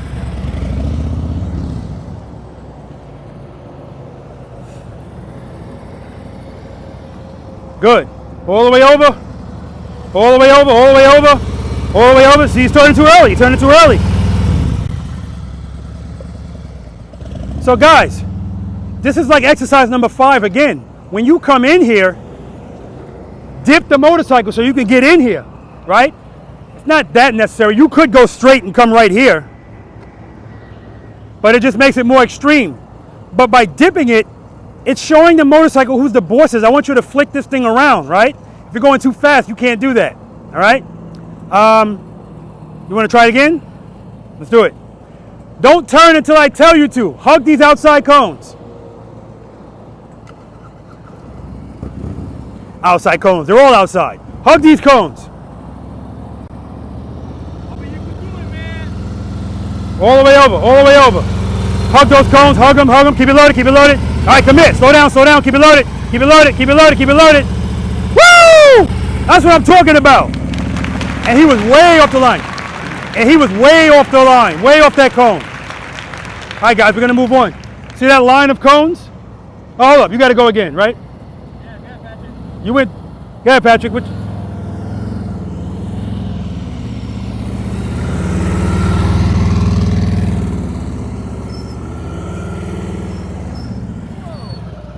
Clutch, clutch, clutch. Start over, start over.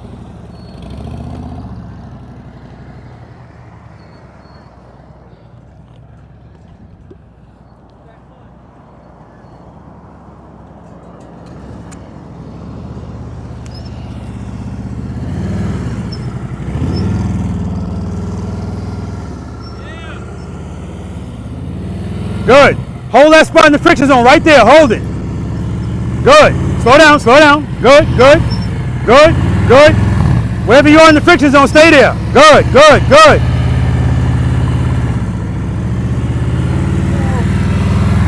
All the way over. Hug them. Commit, commit. Keep it loaded, keep it low. Open the clutch. Open that clutch, open the clutch. Good, you're good, you're good. Keep going. Open the clutch. Open the clutch. Keep it loaded. Good, good, good. That's what I'm talking about. Oh, Pat, Pat. All right.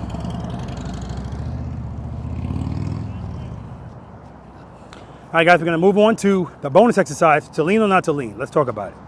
Dave, I don't know if you felt it, but that last turn, once you went all the way to the left and you hugged those two cones and then you committed, you had this much space on the other side.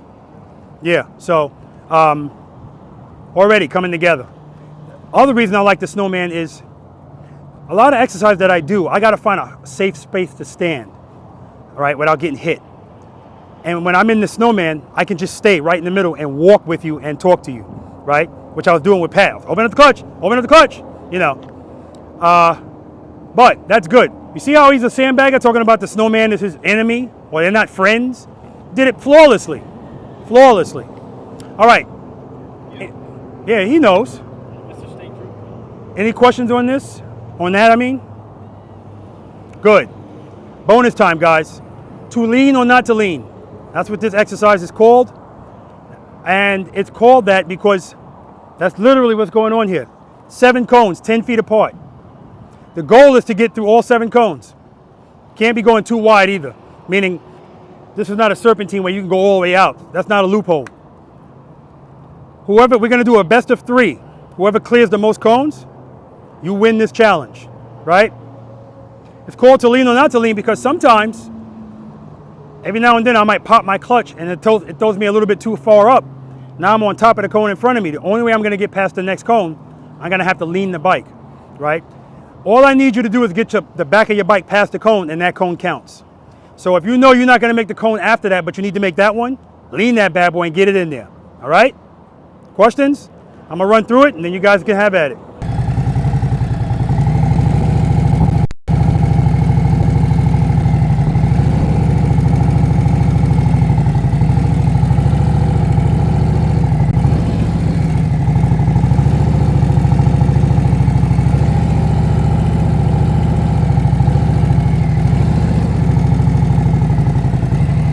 That's it.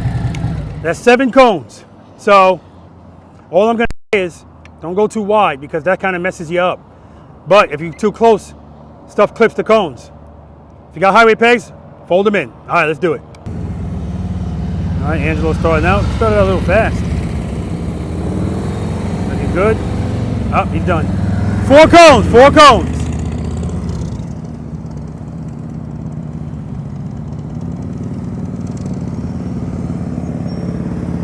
And I don't want you guys to lose sight of the handlebars that Ryan's got on his bike. All right, he's done. 3 cones, 3 cones.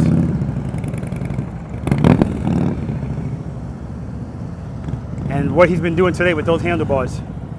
Wow. It's difficult enough. 3 cones, up. 3 cones, 3 cones, 3 cones. 3 cones, 20 push-ups.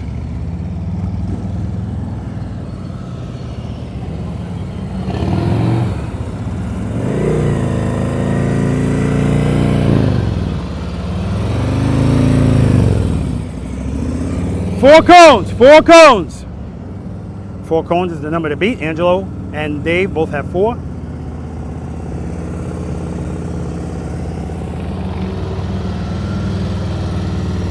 Good. There we go. There we go, 7 cones. 7 cones.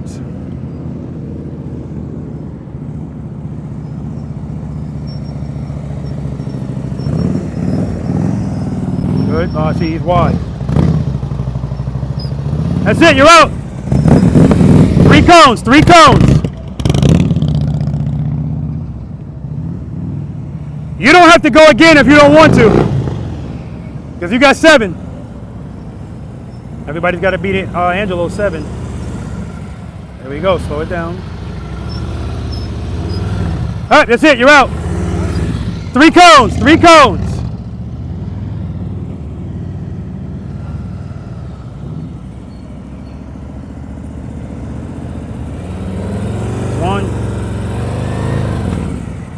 Two cones, 2 cones. It's your last shot at 7, last shot, no pressure. 2. He's done. Up. Up. 7. Now you got to go again.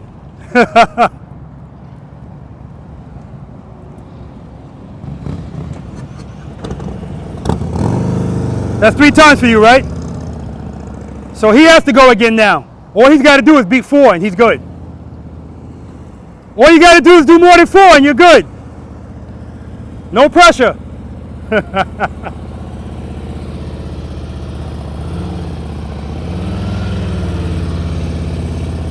Up.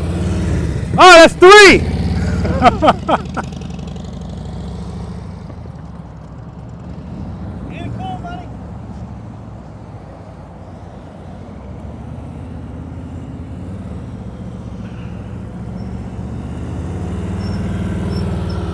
Oh, no, he's done. That's it. 3 cones. Nope, too close to the second cone. That's it, you're done. 3 cones. He didn't go the other times. He parked. Because he didn't have to go unless you got 7 and then you got it. That's it, you're done. You hit this cone. You said I'm done? You're done, and now you owe me 10 push-ups. All right, so he's the victor. His number of cones, even though you both got 7, are more than yours. All right, follow the leader time, guys. Follow the leader, guys, FTC. The rules are very simple. Now, yesterday, people that had high skill level got eliminated early because they didn't follow rules. So just pay attention. Do what I do and do it the way I do it. I'm letting you know now, I'm gonna go to exercise number 4. I'm gonna stop, and I'm gonna make a turn. Yesterday, the guy just went right through. He didn't stop. Out. Stop. I'm letting you know now, I'm stopping in the middle. If I see you a little bit to the right, you're out. It's so funny. My leniency depends on the temperature. So if it's hot out, I don't care if you're a millimeter to the right, you're out. I'm kidding. I'm not that crazy. If you put a foot down, you're out, and you owe me 10 push-ups. If you hit a cone, you're out. When you're out, see these 2 poles right here? Don't pull right in between, but pull in the middle. We're gonna do a circle around you. We're gonna blow our horns. That means bye-bye. Don't worry, you're not gonna be alone for long. And that's it. Questions? All right, let me get this set up. This is a 360 camera. We work on the honor system. I give people the benefit of the doubt, but if you put a foot down or something happens and and I still see you rolling along with us, if I didn't catch it here, when I'm editing this video, I'm gonna blow you up and put your name on the screen. I'm gonna zoom in on you putting your foot down.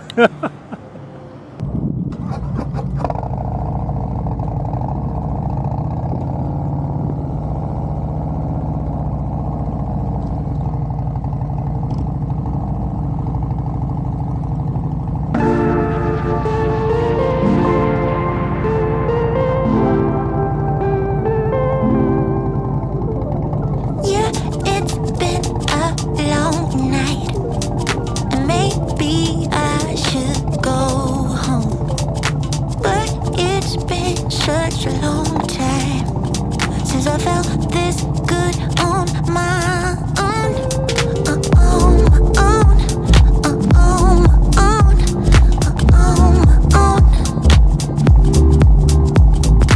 On my own, on my own. Baby, I am born to run, and I don't belong to anyone. I let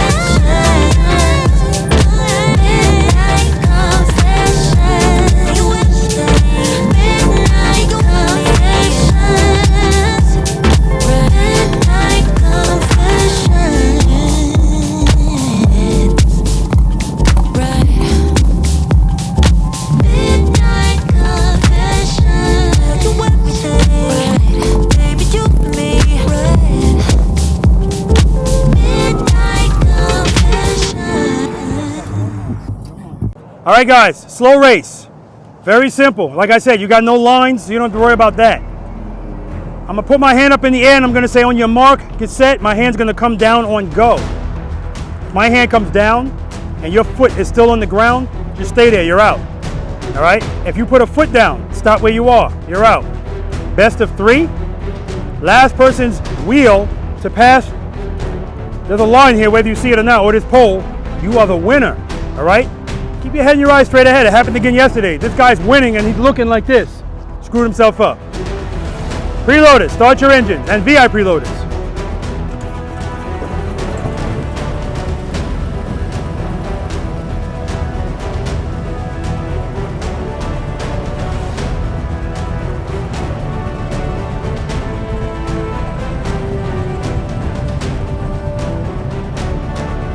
On your mark, get set, go. Out, out.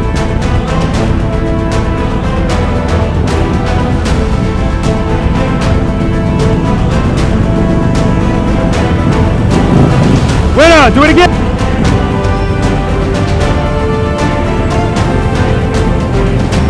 Patrick is out.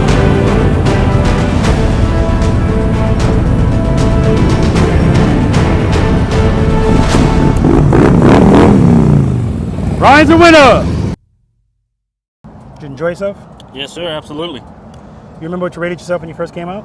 I think about a 5 or 6, 4 or 5, somewhere around there. Any change in that number? Oh yeah, I'd probably say about a 7, 8. I mean, I'd still need to practice and get better. There's obviously a lot more things that I can get better on. But I'm glad you didn't sandbag, man. Great number, good job, man. Pleasure to meet you. Did you enjoy yourself? Absolutely. You remember what you rated yourself when you first came out? Yes. -1, Any change in that number? 0.5. Nah, I still think that's low, but, you know, and I only say that, but I look at a lot of people, so in my opinion, that's still low. And I say that because this exercise right here, right turns, left turns from a stop, it's the highest failure rate out here. So anybody that does that, especially right at the line, they're not a 0.5. That's my opinion, all right? But keep practicing, you know what you need to work on, and I hope to see you again. Thank you, Robert. Good to meet you, brother. Appreciate it. All right. Did you enjoy yourself? Great time out here. Definitely enjoyed it. Do you remember what you rated yourself when you first came out here? 2. No, I was at 10. Yeah, that's Now initially. I dropped down to a 2. Any change in that too? Probably somewhere still around there. No way. All right. Maybe a 3. So again, I don't give numbers. I respectfully disagree. I think that number's actually reflect. I know that number's too low. A 2, you said? I've been watching you. You say you're an 8. Forget about I me. need more practice. Yeah, exactly. But 2, no. Yeah. You're doing that highly. You're doing a bunch of stuff that makes you not a 2. Okay. Pleasure to meet you, man. Appreciate it. I hope to see you Thanks again. a lot. You enjoy yourself? I did, sir. Thank you. You remember what you rated yourself when you first came out? Yeah, 4 or 5. Any change in that? I'm going to keep it still there. Humbling. Humbling. All right. If we can get rid of the 4, I'd be a little happier with that. So if you just say 5, I'd even say 5 or 6. But again, that's me. We don't give people numbers. Good to see you again, brother. Likewise. Keep practicing. Thank you. And I'm sure I'll see you again out here. Most definitely. All right, Most man. Definitely. All right, guys, so that's going to do it for us out here. Practice session number 82 is a wrap. Again, I want to thank Gator Ford for hosting us out here, Mike Accord, General Manager, and I want to thank you guys for watching, right? I hope you're subscribed to this channel. If you're not, please do so. Definitely helps me out. Like the videos, hit the subscribe button. I already said that. Share these videos with other people. You know, I've already talked about, and it's been demonstrated in today's practice session, what sharing and each one teach one, all of that stuff makes us bigger as a nation, right? I'm talking about Preloader Nation and as a motorcycle riding community, all right? So we're gonna get packed up, head back to Pooler, about 4.5 hours without traffic. So, but it was a great day, great weather, not too hot, no rain, nobody got hurt, a couple of drops, nobody's motorcycle was damaged. You know, again, once we can get past that stuff and learn, all gravy from there, all right, guys? All right, like I always say, guys, spend more time being thankful for the things that you have, less time complaining about the things that you don't.